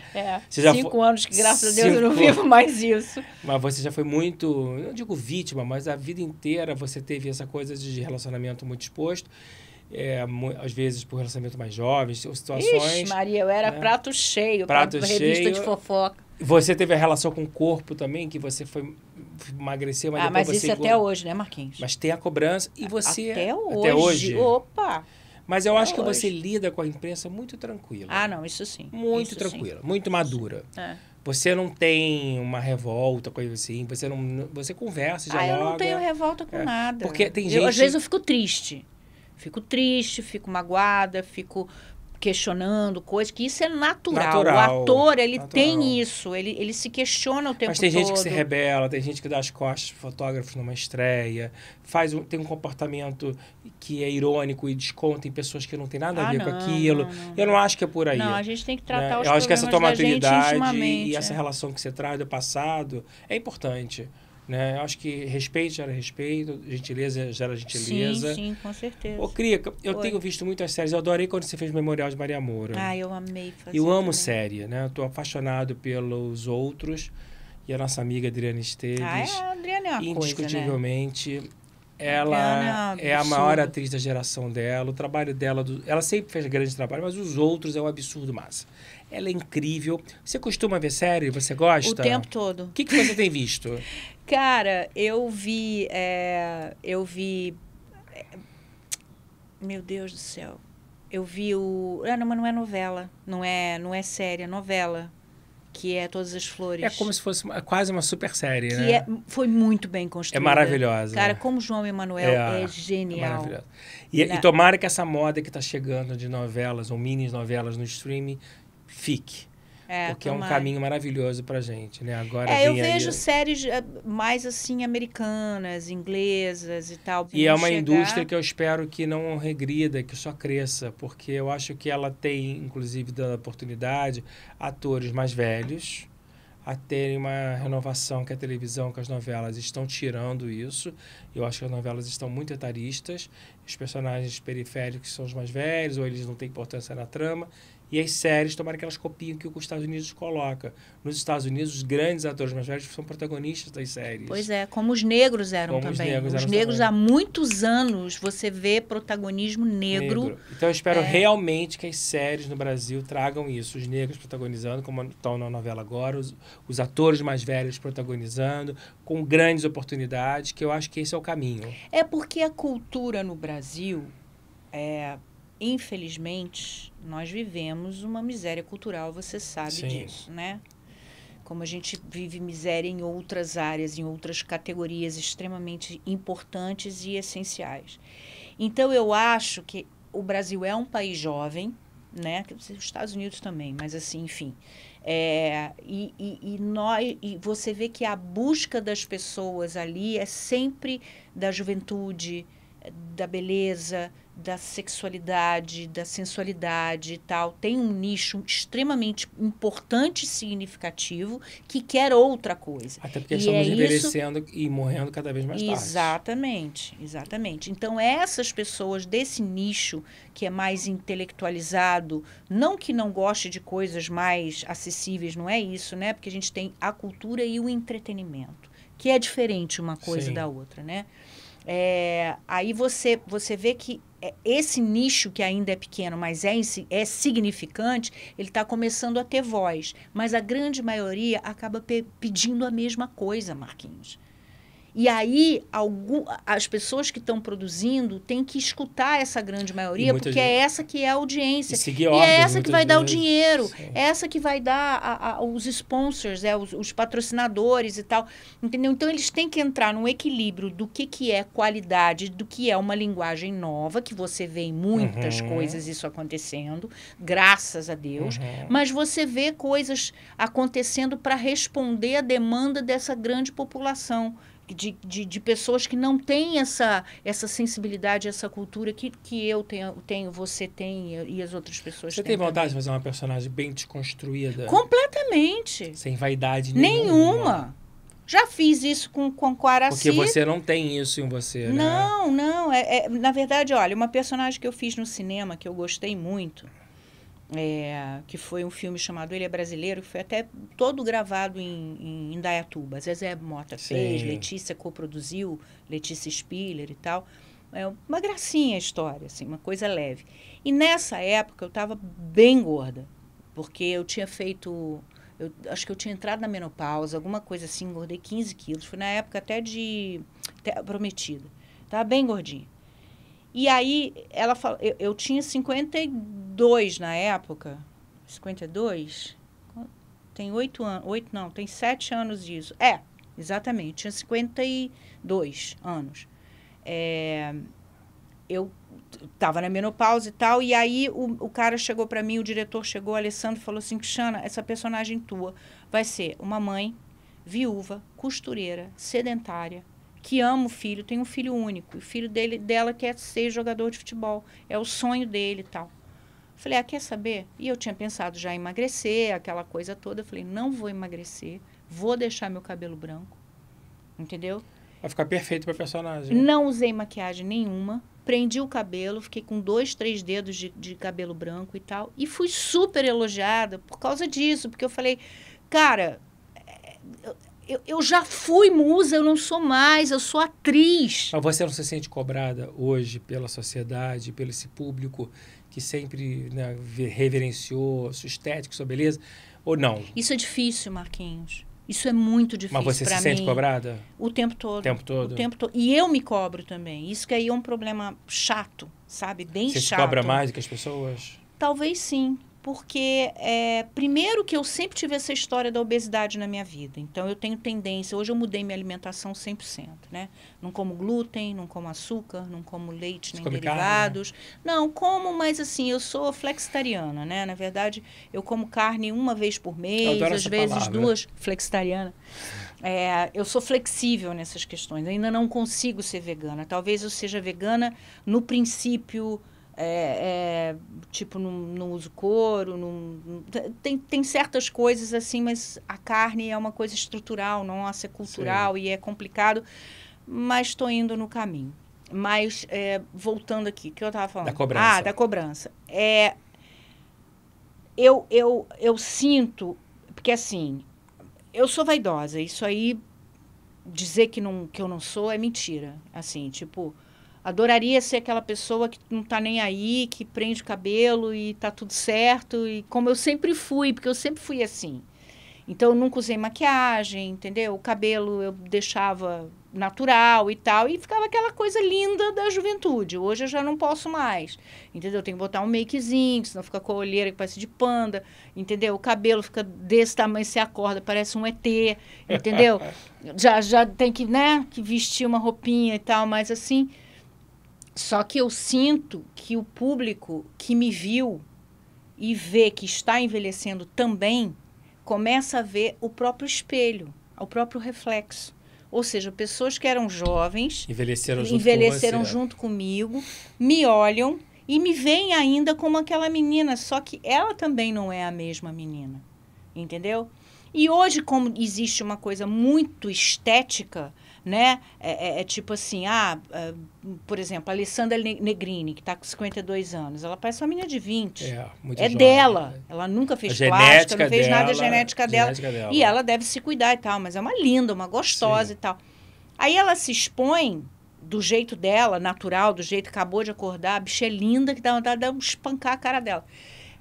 Com todo respeito, Alessandra, adoro você é maravilhosa, mas eu tô falando no sentido de, né? Sim, claro. Aí você vê os comentários assim, aí você vê algumas mulheres, tá se expondo por quê? Pra que isso? Uma senhora de 52 anos mostrando a bunda, porque não sei o que, não sei o que lá, não sei o que lá. E normalmente quem critica são mulheres, não são os homens. Sim. Os homens até fazem um comentário ou outro, mas a mulher é que... Sim. Então, é aquela tal história. Vão deixar a gente ser velho como a gente é? Vão deixar a gente envelhecer e continuar sendo pessoa? Entendeu? Mas isso te provoca, por acaso, alguma insegurança de não se sentir mais desejada como mulher? Que isso? Sensual? Isso nem um pouco, né? Nem um pouco. Até porque quem eu quero já me deseja. Não, Todos você os dias da minha vida. Muito bem mas casada. Assim, não. Mas eu conheço mulheres que elas ficam tentando ficar jovem a vida inteira por medo, umas de aceitar a velhice. Mas eu sentia isso aos 30 anos, 32 anos. Eu lembro que eu escrevi um negócio, sempre fui te escrever, não é diário, mas sempre te escrever. E eu falava assim, gente, eu tô com 32 anos agora e as pessoas não me olham mais como antigamente. 32 anos! Eu lembro que eu fui fazer o Carnaval de Mealhada lá em Portugal com o Marquinhos Palmeira. Eu tinha 30 anos, 30 e pouco, 32, 33 anos e tal. Gente embaixo me chama de velha. Falei, cacete, se eu vou pra lá hoje com 60 anos de idade, vão falar o quê, né? Uma anciã. Mas você tá uma 60ª maravilhosa. Meu Deus do céu, mas então é isso agora. E você, até completando isso, você tá com 60 anos, muito bem, e tá muito maduro em relação a isso. E muito legal você estar vivendo um relacionamento muito saudável. Agora com você... um cara de 60, isso que eu ia falar, você não definitivamente botou o marido da sua idade. Pelo amor de Deus, cara. Mas você tem 2 filhas, você tem um neto maravilhoso. E a obesidade é uma coisa que permeia a sua vida. Sim. Rafa já foi gorda, agora tá magrinha, né? A Antônia desequilibra também, emagrece, engorda. Isso é uma coisa genética entre vocês. Né? E você hoje... E eu também. E você engordo, também luta emagreço, o tempo todo. Também. A obesidade está na história Vocês da conversam isso em casa, entre vocês? De uma maneira para ficar isso pensado? Parou? Parei. Já fiz a vida inteira, assim, desde quando elas... Porque elas têm tendência, elas têm uma genética, que nem né? minha família, todos Só nós. que tem um detalhe. Agora eu vou até me corrigir. Eu fiz recentemente um exame de DNA... E mostrou que eu não tenho tanta tendência a engordar assim. E eu questionei a menina, a nutricionista do exame. Ela falou, Cristiana, o que faz você e as tuas filhas se engordarem não é a genética, é o ambiente. É a alimentação. É os costumes, o que come, o que não come. Então, obviamente que eu não sou uma pessoa assim que tem o metabolismo Se bem que hoje ela come muito bem. A Gisele Bündchen, que comia 2 pacotes de negócio de chocolate e ficava seca. Sabe quem come muito e não engorda? Ana Botafogo. Pois é. E a Ana Botafogo já é uma mulher de mais de 60 anos de idade, mas ela bate o prato de massa, ela come muito. Não, mas aí já ela deve ter metabolismo acelerado. Muito bom. Mas assim, o que eu estou te dizendo é que na minha genética não existe a questão da obesidade, entendeu? Mas... O ambiente, o estresse, a comida, a quantidade de comida que você tem, eu acho que não a sei ansiedade o o nosso pior inimigo. Aí te desencadeia. Hoje em dia, talvez, Marcos, eu não tenho uma tendência para engordar como eu tive antes da menopausa. Entendeu? Eu tinha mais. A menopausa me engordou. Depois dos 15 quilos, eu emagreci. E fiquei assim naquela coisa. Você gosta de doce? Cara, gostar eu gosto hoje porque eu tô há 6 meses sem comer. 6 meses? Tenho paixão. Claro, eu só como tudo diet, mas eu tenho paixão por doce. Hoje eu... Mentira, hoje eu tenho que comer um pedacinho de bolo. Você come diet, mas tem gordura. Tem gordura. Chocolate diet tem gordura. Tem gordura. Mas eu sinto falta do açúcar. Horrores. Eu também sinto falta. Sinto muita falta. Mas o açúcar, engraçado, eu posso... O açúcar, de vez em quando, eu até como. O que eu não como mais, que eu eliminei da minha vida... foi o glúten, o leite e derivados. Maravilhoso. Isso eu eliminei. Tanto que hoje eu tenho barriga negativa, porque desinflamou meu intestino. Não, você está incrível. Eu emagreci, não foi com a intenção de emagrecer. Eu emagreci porque eu desinflamei o meu organismo. Agora eu sinto muita falta. Não posso comer uma pizza com mussarela, esquece. Hoje fui almocei uma salada, entendeu? Num restaurante italiano do lado, fui lá fazer minha raiz do meu branquinho. E aí, do lado, tinha um restaurante que eles falam, dona Cristiana, a senhora... Não... Eu faço amizade com todo mundo. Dona Cristiana, a senhora não vai comer sua massa com queijo? Eu falei, meu filho, quem me dera.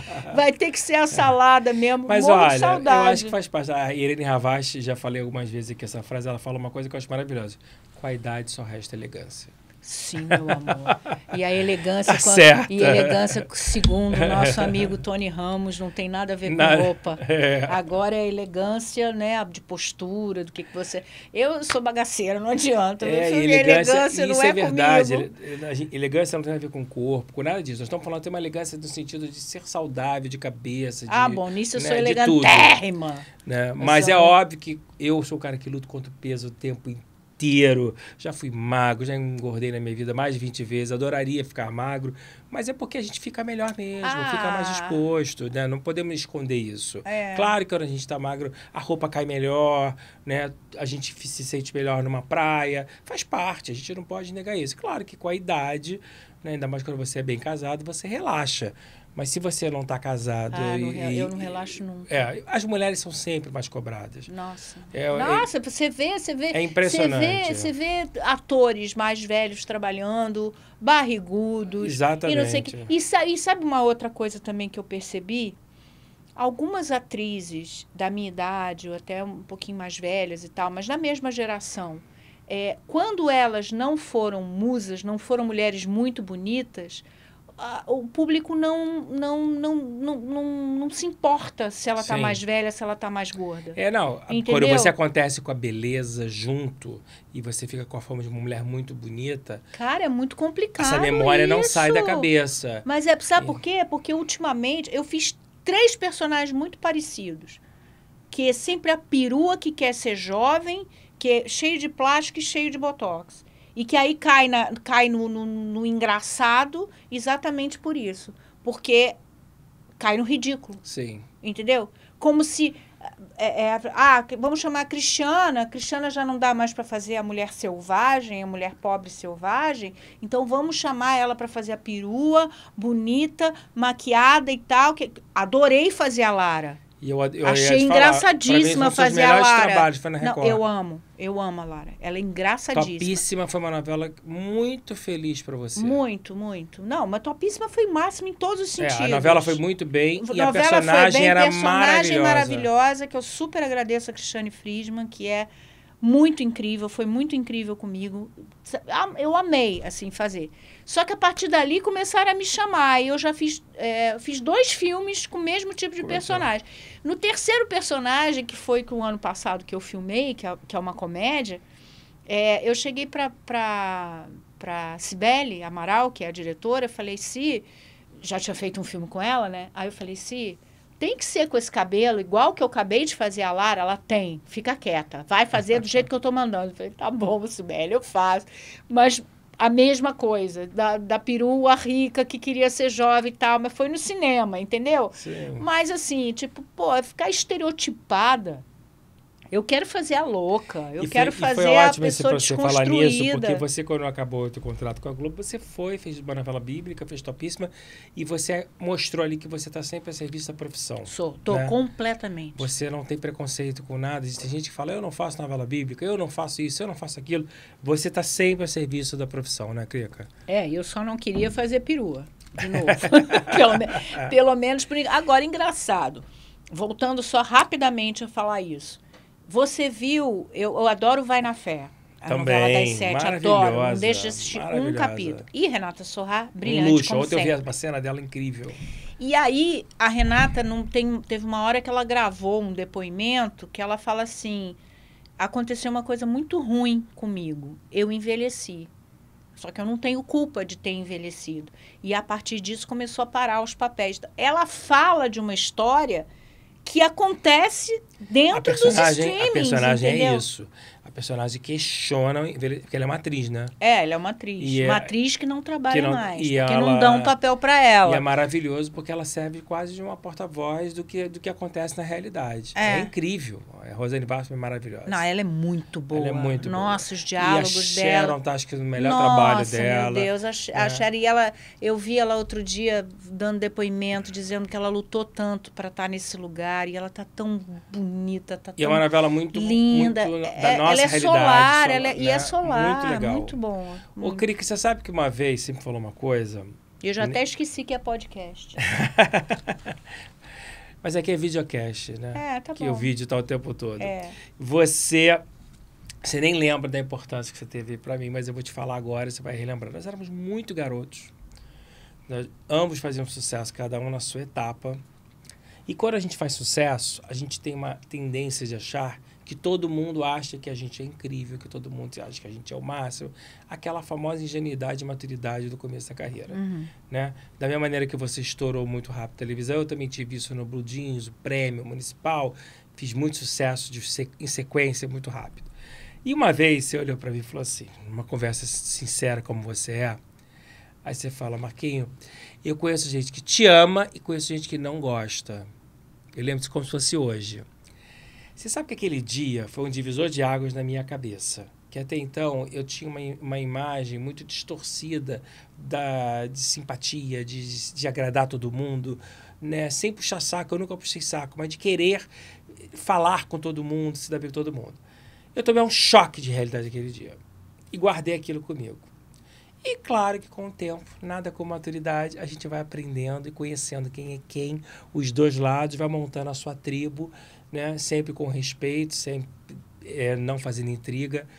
Isso é uma coisa muito legal, você ter uma amiga ou um amigo que chega para você e te dá um choque de realidade num determinado momento, porque você cresce, né? Eu acho que você também passou por isso em questionamentos artísticos. Diretor não gosta de mim, ou o autor não gosta de mim. E isso aprendi com o tempo, com 54 anos, né? Que todo mundo tem isso. Ninguém, a unidade é burra, como já dizia Nelson Rodrigues. E todos nós passamos por isso no segmento. O que a gente tem que tentar é ser mais autêntico e honesto consigo mesmo e com as pessoas. Essa é a nossa meta.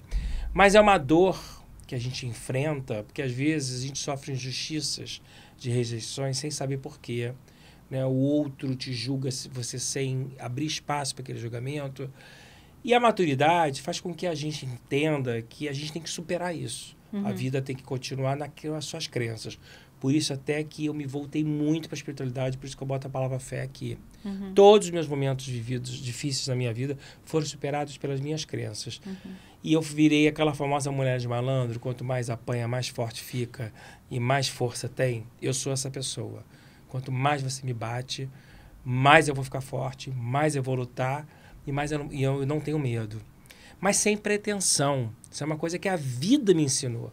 Nos primeiros momentos, quando você me contou, eu nem dormi aquela noite. Estou te confidenciando aqui. Eu não dormi, porque eu nunca tinha parado para pensar nisso. E aí, com o tempo, a maturidade vai te mostrando que é o mundo. O mundo é assim. E eu estou fazendo essa confissão para você e guardei para esse momento, que eu acho importante, porque esse podcast é uma homenagem à sua carreira, uma homenagem a todos que passam aqui, é uma homenagem à nossa amizade, mas, acima de tudo, é para a gente extravasar tudo que a vida nos ensinou, para que as pessoas que estão nos assistindo, muitos estudantes, muitos ávidos para entender, trabalhar com você, comigo e com outras pessoas, que eles entendam que o mundo não é um mar cor-de-rosa. Não, pelo amor de Deus. E eu queria que você falasse do fundo do seu coração, hoje, no auge dos seus 60 anos, como é que você visualiza aquele mundo que você começou, que você teve todo o sucesso do mundo e o mundo que você vive hoje? Você sabe que eu te falei isso daí e não lembrava, né? Não? Mas você me falou uma coisa também que me marcou. Uma vez eu perguntei para você assim, Marquinhos, qual que é o problema? Será que tem algum problema? Tem que alguém que não gosta de mim? Enfim, aí você chegou e falou assim, não sabe qual é o problema, o Crica? É que tem gente que acha que você é muito simpáticazinha demais, que você é muito... Ai... Sabe, muito... Ai, tá tudo bem, tá tudo não sei o quê. Você me deu esse toque. Não sei se você lembra disso. Não lembrava. Pois é, da mesma forma que eu não lembro do toque que eu te dei. Olha você isso. falou assim, não, é porque acho você boazinha demais. Foi o que você falou pra mim. Acha você boazinha demais. E eu não vou dizer o nome da pessoa, porque eu amo e respeito muito essa pessoa como artista, né? Eu não tenho nenhuma intimidade com ela. Há muitos anos atrás, eu estava conversando com a Beth Lago. Durante uma entrevista, durante uma novela que a gente estava fazendo junto, que foi 4x4. E ela é uma pessoa sempre muito difícil, mas a gente muita acabou se dando muita. Eu gostava muito Inclusive, dela. a gente brigou no início da novela por bobagem. Depois a gente ficou super amiga e a gente conversando e tal. E aí ela comentou assim, fulana não vai com a tua cara. Aí eu falei, por quê? Eu nunca fiz nada para essa menina, nem conheço essa mulher direito e tal, não sei o quê. Ela falou assim, não, ela te acha feliz demais, porque você chega no trabalho feliz, porque você chega... Eu falei, cacete, agora você é considerada uma pessoa chata e tal, porque você é feliz demais.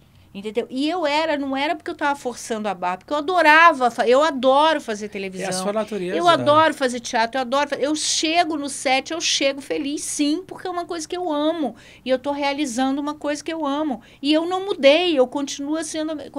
Mas eu jamais chegaria... Eu sei porque a minha filha é assim, sabe? A Rafaela. Rafaela vê uma pessoa assim, ela fica... Igual a Ingrid Guimarães. Eu falei, o que é isso? Ranço. Falei, ranço de quê? Ai, muito boazinha demais. Aí ela começou a entender dessa menina, porque a Rafa é parecida. Ela tem uns ranços de vez em quando de umas pessoas, porque são boazinhas demais. Mas eu sempre fui. E aí dava a entender que eu era uma pessoa falsa. Só que não é falsidade. A Cristiana, quando ela está feliz mesmo, ela extravasa.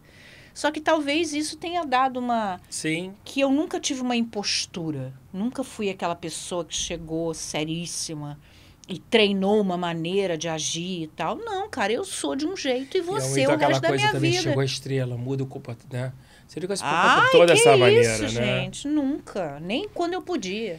E que eu acho legal, eu com 54, você com 60, depois de tudo isso, que a gente poder passar, que é como é importante a gente ser a gente, não ter medo, ser coerente, ser honesto, ser íntegro, ético, porque esse é o segredo que te transforma imbatível. Acreditou em você, tem os requisitos para você ser uma pessoa forte, você está feito, nada te tira. E eu acho isso, só o tempo nos ensina isso, porque a gente cria muitos medos até a gente chegar a essa maturidade. Nossa, meu né? Deus Muitos do céu. medos. Todos nós passamos por analistas para entender a rejeição do outro.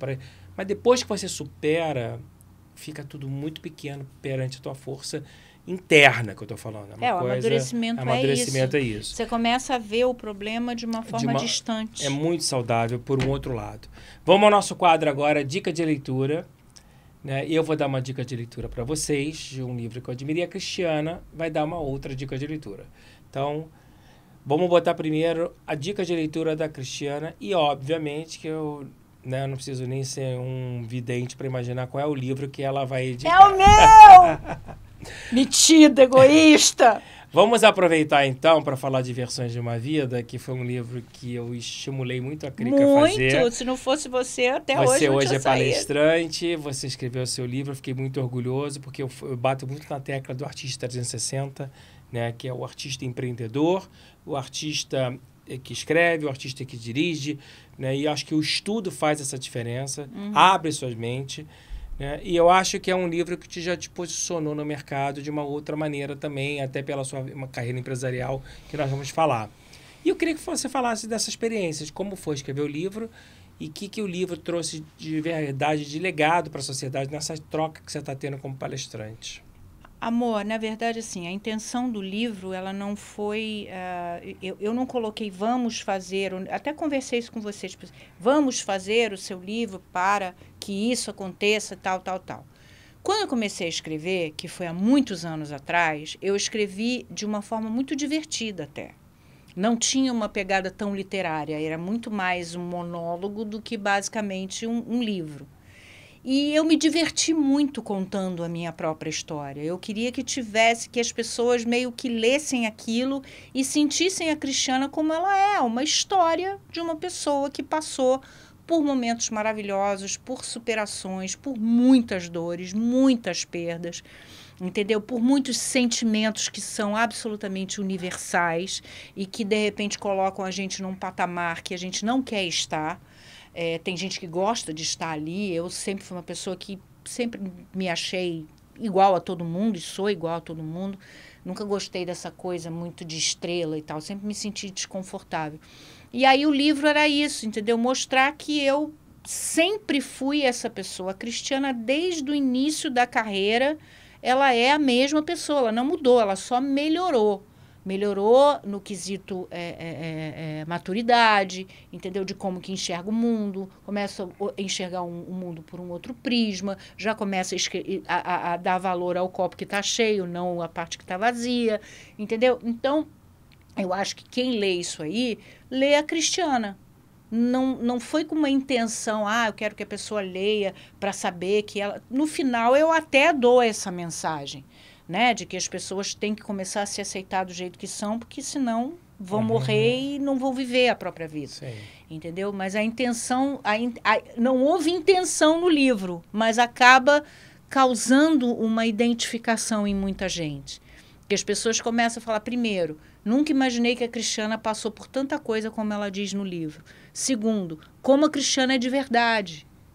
Que isso as pessoas que me conhecem sabem que eu sou de verdade, mas muita gente acha que não. Porque tem uma coisa de generalizar. Porque vocês artistas.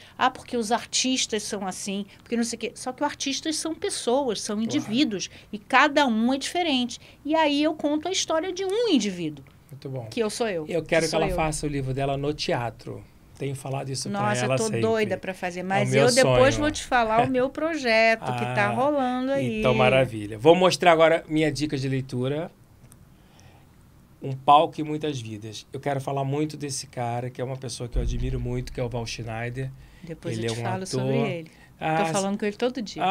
Que legal. E eu tive a honra agora de escrever o prefácio do livro dele, que é o próximo livro que virá, e eu tive a honra de ser homenageado no projeto, no Palco da Vida. Foi um dos dias mais felizes da minha vida. Eu comemorei o meu aniversário com a comunidade, com eles todos, com esse projeto. Esse cara é incrível, empreendedor, pioneiro no que ele faz, do que ele acredita, transformador. É uma pessoa que sabe o que é legado, sabe a importância da arte para educar um país, para transformar um país. Então, Val... Essa é a minha homenagem. E faz um trabalho lindo de pesquisa da Cacilda Becker já há 20 anos. Exatamente. E ele vai catalogar agora a minha vida. Que lindo. Porque desde a sua indicação, que a gente começou a conversar, porque eu nessa mudança, eu tô doando Doou para ele tudo, né? Eu resolvi doar tudo para ele. Tudo. Então a gente se fala sempre, parabéns, entendeu? Porque ele tem um amor pelo acervo dele. A biblioteca dele é incrível. Nós tem mais de 10 mil títulos. Ele vai ser a pessoa certa para cuidar das suas coisas. Eu sei. Eu pedi para ele. Eu falei, a única coisa que eu tô te pedindo... As pessoas vão ter acesso, vão poder ler. Quantidade de texto que eu mandei para ele era pilha desse tamanho de texto de teatro, livros de teatro lindos, maravilhosos. Eu sabia que você tinha mandado. Eu só não doei a minha coleção de Shakespeare, entendeu? E de... Nossa, que alegria. Botei esse livro hoje, que é uma história que eu admiro, com toda a coincidência do mundo. Maravilha.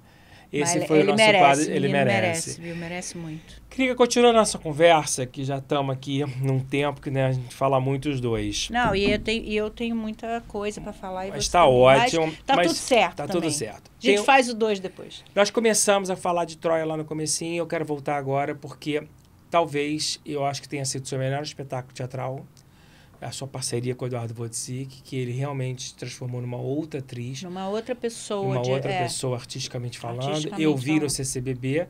Você teve a honra de trabalhar com a Camila Amado, com quem eu trabalhei muitos anos, e ela está no meu livro. E eu não sei se você sabe, a Camila foi uma das pessoas que mais divulgou o Ser Artista. E ela chegou a me dizer que o Ser Artista era o livro que ela queria ter escrito, mas ela não teve competência para escrever.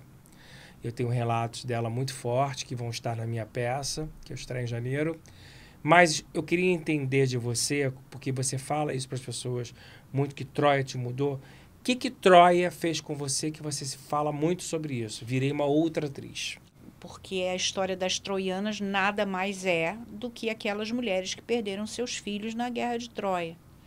E a Helena vem para meio que para atrapalhar, como se ela fosse a culpada, né, daquela guerra tá acontecendo. Porque é exatamente quando Agamenon vai para não sei se é Agamenon, agora eu já esqueci, mas vai para resgatar a Helena em Troia e aí declara, quer dizer, começa a ter a guerra e tal, vai a história do cavalo, enfim, começa aquela guerra. Então é uma história pós-guerra e com a dor daquelas mulheres. E não existe dor maior no mundo do que uma mãe perder um filho. Não existe. Então, a gente foi por um caminho de busca e de profundidade da dor que você vai no âmago do ser humano, né? E a dor, ela é atemporal. A dor é universal. E essa dor é a pior dor que existe. Então, assim, o meu trabalho de corpo, de compreensão do ser humano, de compreensão do que é a totalidade de você como um ser, como corpo, como voz, na arte, de como você expressa isso, é outra história. Então, foi um divisor de águas para mim. O primeiro foi, obviamente, Bate Outra Vez, foi minha primeira vez no teatro. E Troia foi essa busca, essa profundidade de ir lá embaixo, no fundo do poço da dor e depois se erguer. Entendeu? Então, a Cristiana, atriz, começou de fato ali. Maravilhoso. Eu vi muitos espetáculos seus contemporâneos que eu adoro. Feliz por Nada, Pequeno Dicionário Amoroso. Foi. Né? E você fez bons espetáculos contemporâneos. Você gosta do teatro contemporâneo? Gosto. E gosto muito de fazer comédia. Olha que coisa engraçada. Você gosta, né? Gosto. Mas comédia de situação, assim. Comédia que a própria situação é engraçada. E descobri uma veiazinha minha na comédia, mas não como comediante. Como atriz que pode fazer comédia também. E eu acho que hoje eu estou numa posição de que eu posso fazer qualquer coisa. Inclusive você canta muito bonitinho mesmo. Eu sou afinadinha. Não vou dizer que você é uma cantora, mas você é uma atriz que canta afinado, bonito. E fiz o curso do Charles Fez Miller, o curso do Charles do Miller, Cláudio. ele super elogiou você. E ver a única atriz elogiou. profissional ali naquele curso. Eu vi o vídeo da montagem, inclusive, que vocês você viu fizeram. de Vi, ele de me mostrou. É. Né? É muito legal, muito legal. Agora, uma outra coisa rápida que você falou da Camila. Eu fiz um curso com a Camila, lá na casa dela, e quem deu a aula de voz para os alunos dela fui eu. É mesmo? Porque eu e ela, a gente trabalhava com a Márcia Tanuri. Você aplicava a técnica Então, a da gente Márcia? aplicava a coisa, e ela, na época, não lembrava muito, e eu fazia a técnica para ela junto. Que Foi bárbaro! muito legal. Eu tenho umas passagens Márcia com essas... Tanuri era uma amiga incrível. Nossa. Pena que a vida levou tão cedo. Levou muito cedo. Muito cedo. Agora, eu adoraria que você fizesse um musical um dia. Torço por isso. Eu quase fiz. Você fez o teste pro Chicago, não fez? Não, fez? eu fiz pro Mamma Mia, mas aí também competi com a Chiara, meu amor, não dá, né? Que a Chiara, pra mim, é a melhor cantora que tem de musical. Mas eu fui escalada para fazer Se Eu Fosse Você. Que depois foi a Cláudia que assumiu o papel. Porque eu estava fazendo Animal na época. É verdade. Aí não dava para gravar o Animal, que eu já estava gravando, e fazer o musical. Que ali era a Rita Lee. Sim. Entendeu? Eram as músicas da Se Rita Deus Lee. quiser, essa hora ainda vai chegar. Você tem uma relação de muito respeito com as grandes atrizes, né? E elas gostam muito de você. Rosinha te ama, fala muito de você. Demais a aquela Natália. mulher, meu Deus. Mas eu sou tão grata. Pois Rosinha, eu demais. adoro as pessoas que reverenciam os nossos gigantes, como eu chamo todos eles, né? Eu tenho muito respeito e muita gratidão pelo que eles me proporcionaram na minha carreira. Claro que tudo é uma troca, muito saudável, mas eu me sinto muito grato por Deus ter me permitido fazer o que eu gosto, viver do que eu gosto, com quem eu gosto. Eu acho que isso é raro. Eu tenho que agradecer todos os dias porque eu gosto muito de vocês. E eu adoro uma pessoa que é 3 gerações abaixo, reverenciar essas pessoas e entender a importância dessas pessoas. Você a vida inteira foi assim? A vida inteira. A vida inteira. Com Sempre qualquer profissional que você admirasse? Qualquer profissional. Eu acho, eu sempre achei que os mais velhos são mais sábios, e eles são mais sábios. Eles aprenderam mais coisa, eles viveram mais. Então, eu ouvir o mais velho é maravilhoso. É maravilhoso você ter um amigo de 90 anos, por exemplo. A Miriam Goldenberg é que fala isso. Ela tem um trabalho lindo que ela faz. E então, a Miriam, ela tem um respeito pelos mais velhos, assim, que os melhores amigos dela têm 80, 90 anos. massa. E ela ama, ela fala, eu amo meus velhinhos. Porque eu aprendo tanto com eles e eu vejo que a vida é uma delícia e que eles podem ser uma delícia aos 90 anos, como a Natália é, como a própria Rosinha também é, entendeu? E tanta gente que a gente vê por aí. Então, eu sempre tive muito respeito por profissionais em qualquer categoria, porque eu acho que a gente aprende muito com eles. É muito gostoso. O que é triste no Brasil é que as pessoas usam os velhinhos como pejorativo. E nós que sabemos o valor real, falamos os velhinhos por uma questão meramente do tempo, mas jamais num tom... A Isabel Teixeira falou uma coisa recentemente, agora que eu ouvi dela, que eu amo a Isabel. Eu tô com uma, incrível. Eu tô com uma história com a Isabel. Ah, que incrível. É isso que eu a Maria Bruaca dela... Nossa, foi... Mas você não sabe o que esta mulher é. É porque eu não conheço. Não, porque eu já tô há 6 meses com ela. Ah, que delícia. Ela faz parte do meu projeto. É isso que... Muito não bom. poderia... Acho que eu nem poderia falar, mas assim... A gente corta a gente tá... Não! A gente segue. Não tem problema. A Isabel sabe. Ela não falei o que é, falei que é um projeto. Mas, enfim, a Isabel falou assim, eu quero que chegue um dia que ser velha seja uma coisa absolutamente normal. Que lindo! Entendeu? Eu quero ser velha. Fala para ela escrever essa frase no Instagram. Não. Que ela tá com voz agora. Ela tá muito conhecida. Não, mas essa mulher vai ter voz sempre. Não. A inteligência e a cultura da Isabel Teixeira. Gigante, ela é gigante. Só que agora, ela, quando eu falava tá com voz, ela agora é conhecida no Brasil inteiro por causa da novela. Sim, mas então, é uma puta diretora. É importante ela dizer essas coisas, né? Para você fazer o outro refletir quando você tem a voz, que as pessoas sabem quem você é. É muito importante ela propagar esse pensamento. Mas ela tá propagando. Bárbaro. Aquela ali é... Olha, eu vou te dizer que ela é 1 em 1 milhão. Ô, Crica, Oi. Eu queria deixar aqui hoje registrado um beijo para Tatiana Issa. Não sei se você sabe, ela foi indicada para o Prêmio Cinema Brasileiro com o documentário que nós participamos, o Pacto Brutal, que está na HBO. É um grande sucesso sobre o assassinato da nossa querida amiga. Eu vi pela quinta vez.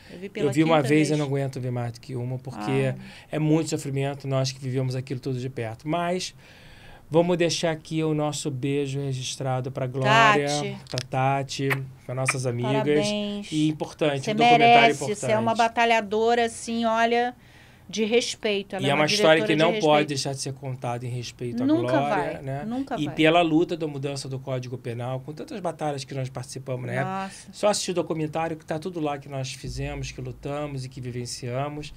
E o meu intuito aqui é parabenizar a Tati Augusto Barra, que é o diretor os dois, e sócio dela, porque é incrível o trabalho que eles fizeram. Nossa, foi incrível. É de arrepiar. Crica, nós estamos chegando ao fim, temos 3 perguntinhas assim finais. Uma é, o que você hoje almeja fazer que você não tenha feito?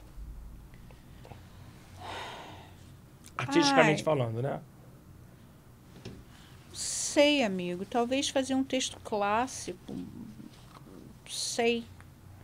E olha que eu, quando jovem, fui convidada... Você nunca fez um clássico, né? Não. Você falou tanto no Shakespeare, que eu sou completamente apaixonado. Seria lindo você fazer um Shakespeare. Então, inclusive eu fui chamada, quando eu era jovem ainda, para fazer Lady Macbeth. E é um personagem que eu gostaria de fazer. Já fui chamada para fazer Madame Bovary também, mas assim, tudo em época que eu não podia e eu não tinha idade nem maturidade artística para fazer. Até teria, mas hoje eu tenho muito mais, por isso que eu estou te falando. Hoje, qualquer personagem que me chamar, eu consigo fazer. Muito bom. Até porque eu sou disponível, até fisicamente. Fico careca, engordo, emagreço, faço qualquer coisa em detrimento do meu papel, porque da minha profissão. Porque realmente o meu corpo faz parte da minha profissão. Então, a personagem pode usar de mim e abusar, entendeu? Algum arrependimento? Algo que você tenha feito? Amigo, eu até posso falar que eu tenho alguns arrependimentos. Não, arrependimento, quando eu falo assim, arrependimento, aquele avassalador mesmo, assim. Nossa. Muitos, meu amor, mas não adianta. Então, não adianta. Eu tento tirar coisas boas dali. Foi. Alguma coisa que você tenha vontade de ter me dito durante a vida e nunca disse? Seja ela eu já falei tanto que eu te amo, então acho que não tem nada, não. Que você é meu parceiro e para a vida inteira e que a gente vai estar junto para sempre. Muito bom, eu amo você. Eu amo você. Então, olha, em função do nosso amor, isso aqui é a nossa lembrança para você. São as máscaras do teatro. Para você usar. Gente, que máximo! Todas vocês cabe no meu cabeção, meu cabeção. Todas vocês colocam. E aí, quando você for malhar, fora a canequinha que você vai levar agora a garrafinha. Ai, do ser artista! Ser artista. Eu tô todo bobo com a minha garrafinha, que todo mundo tá super querendo. Não, e essa garrafa ela é ótima porque ela mantém gelada a água mesmo. Mantém gelada a água. Aqui é assim, sai cheio de presentinhos. Eba, adoro. E para terminar, você vai ler um texto que você quiser, porque a gente sempre termina o nosso podcast com as nossas maravilhosas atrizes recitando, lendo alguma coisa. Eu quero saber o que você vai ler pra gente. Olha, a primeira pessoa que me deu um livro dela, há muitos e muitos anos atrás, foi o Marcelo Serrado, eu não conhecia, que é a Flor Bela Espanca. Natália ama ela, de paixão. A Flor Bela, tudo que ela escreve tem uma coisa sentida, doída. E eu passei por esse momento agora, nesses últimos 5 meses que a gente não falou, mas eu estava muito perdida dentro de mim, assim. Talvez pela mudança, saindo de uma casa que eu estou há 22 anos, tem toda uma história ali, e tendo que ver muitas fotos, e eu vi todo o meu passado passando na minha cabeça, e aí eu questionei muita coisa, fiquei muito feliz por muita coisa, muita vitória, mas também muitas perdas, principalmente da minha família, que você sabe que eu perdi 5 pessoas. Então, assim, fotos e tudo me provocou uma tristeza e um sentimento de que eu estava realmente perdida. Aí eu... Passou? Eu ainda talvez esteja, mas de uma maneira leve. Que bom. Melhorou. Crica, vamos lá. Então, lê pra gente. A poesia se chama Eu. Eu sou a que no mundo anda perdida. Eu sou a que na vida não tem norte. Sou a irmã do sonho. E desta sorte, sou a crucificada, a dolorida. Sombra de névoa tênue e esvaecida. E que o destino amargo, triste e forte impele brutalmente para a morte. Alma de luto sempre incompreendida. Sou aquela que passa e ninguém vê. Sou a que chamam triste sem o ser. Sou a que chora sem saber porquê. Sou talvez a visão que alguém sonhou, alguém que veio ao mundo para me ver e que nunca na vida me encontrou. Nossa, que bonito. Muito bonito. A nossa turma lá gostou, tá vendo? Gostou? Todo mundo aplaudindo lá na suíte. É meio triste, é meio melancólico. A Flor Bela é assim, a Flor Bela é mas assim. eu acho que... Mas ela lê a nossa alma. Ela lê a nossa alma. E todos... a gente vive num mundo, assim, só para finalizar, a gente não vive num mundo que parece que as pessoas têm a obrigação de serem felizes o tempo todo. Elas não podem ter dor, elas não podem ter angústia, elas não podem ter nada. Carolina Ferraz hoje postou uma coisa que eu amei, que é o positivismo tóxico. Nunca tinha pensado sobre isso. E ela falou de uma pessoa que acordou, que essa pessoa acorda feliz todo dia. Ih, parece eu, né? Mas eu era praticamente... Carolina, obrigado. Você me fez refletir uma coisa maravilhosa, o famoso positivismo tóxico. Ninguém é feliz 24 horas, é humanamente impossível. Humanamente possível. E é importante a gente falar sobre isso. As pessoas esqueceram de ser. As pessoas agora são aquilo que elas... São, não. Parecem ser aquilo que elas mostram na rede social. Mas não é verdade aquilo. Aquilo lá é só para causar entretenimento e a pessoa, às vezes, sair da tristeza da vida dela para ver uma coisa que é um sonho, uma utopia. Então, assim, é complicado. Meu amor, muito obrigado. Eu que agradeço. As pessoas que estão vindo aqui são só pessoas do meu coração. Eu sei, por isso que eu fiquei feliz. Pessoas que eu admiro tanto quanto na carreira, quanto também no lado pessoal. Para mim é importante isso. Eu preciso ter dupla admiração.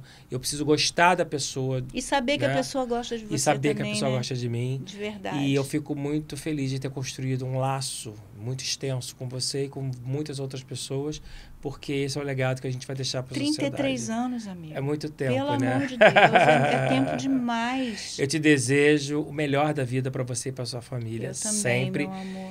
E eu queria só deixar registrado que a Crica é uma das diretoras da De Bianco. A gente é muita história, a gente acabou não falando. Não dá. Mas ela tem um lado empresarial de muito sucesso, uma grande empresa de cosméticos. Quem quiser saber mais da De Bianco, entra no site, Exatamente. né? Ou no Instagram. No Instagram, De Bianco Oficial. Que ela Bianca hoje, além de Oficial. atriz, ela também tem a vida de executiva e de autora. E vocês, até semana que vem, às 8 horas em ponto, quarta-feira, com mais um grande nome da arte, cultura e educação do país. Um beijo, fica com Deus. Boa Beijo, noite. gente. Beijo. Obrigada, meu amor. Obrigada. Microfone nos impede de nos abraçar, de nos beijar. Foi lindo. E o colar se adorou, né? Adorei.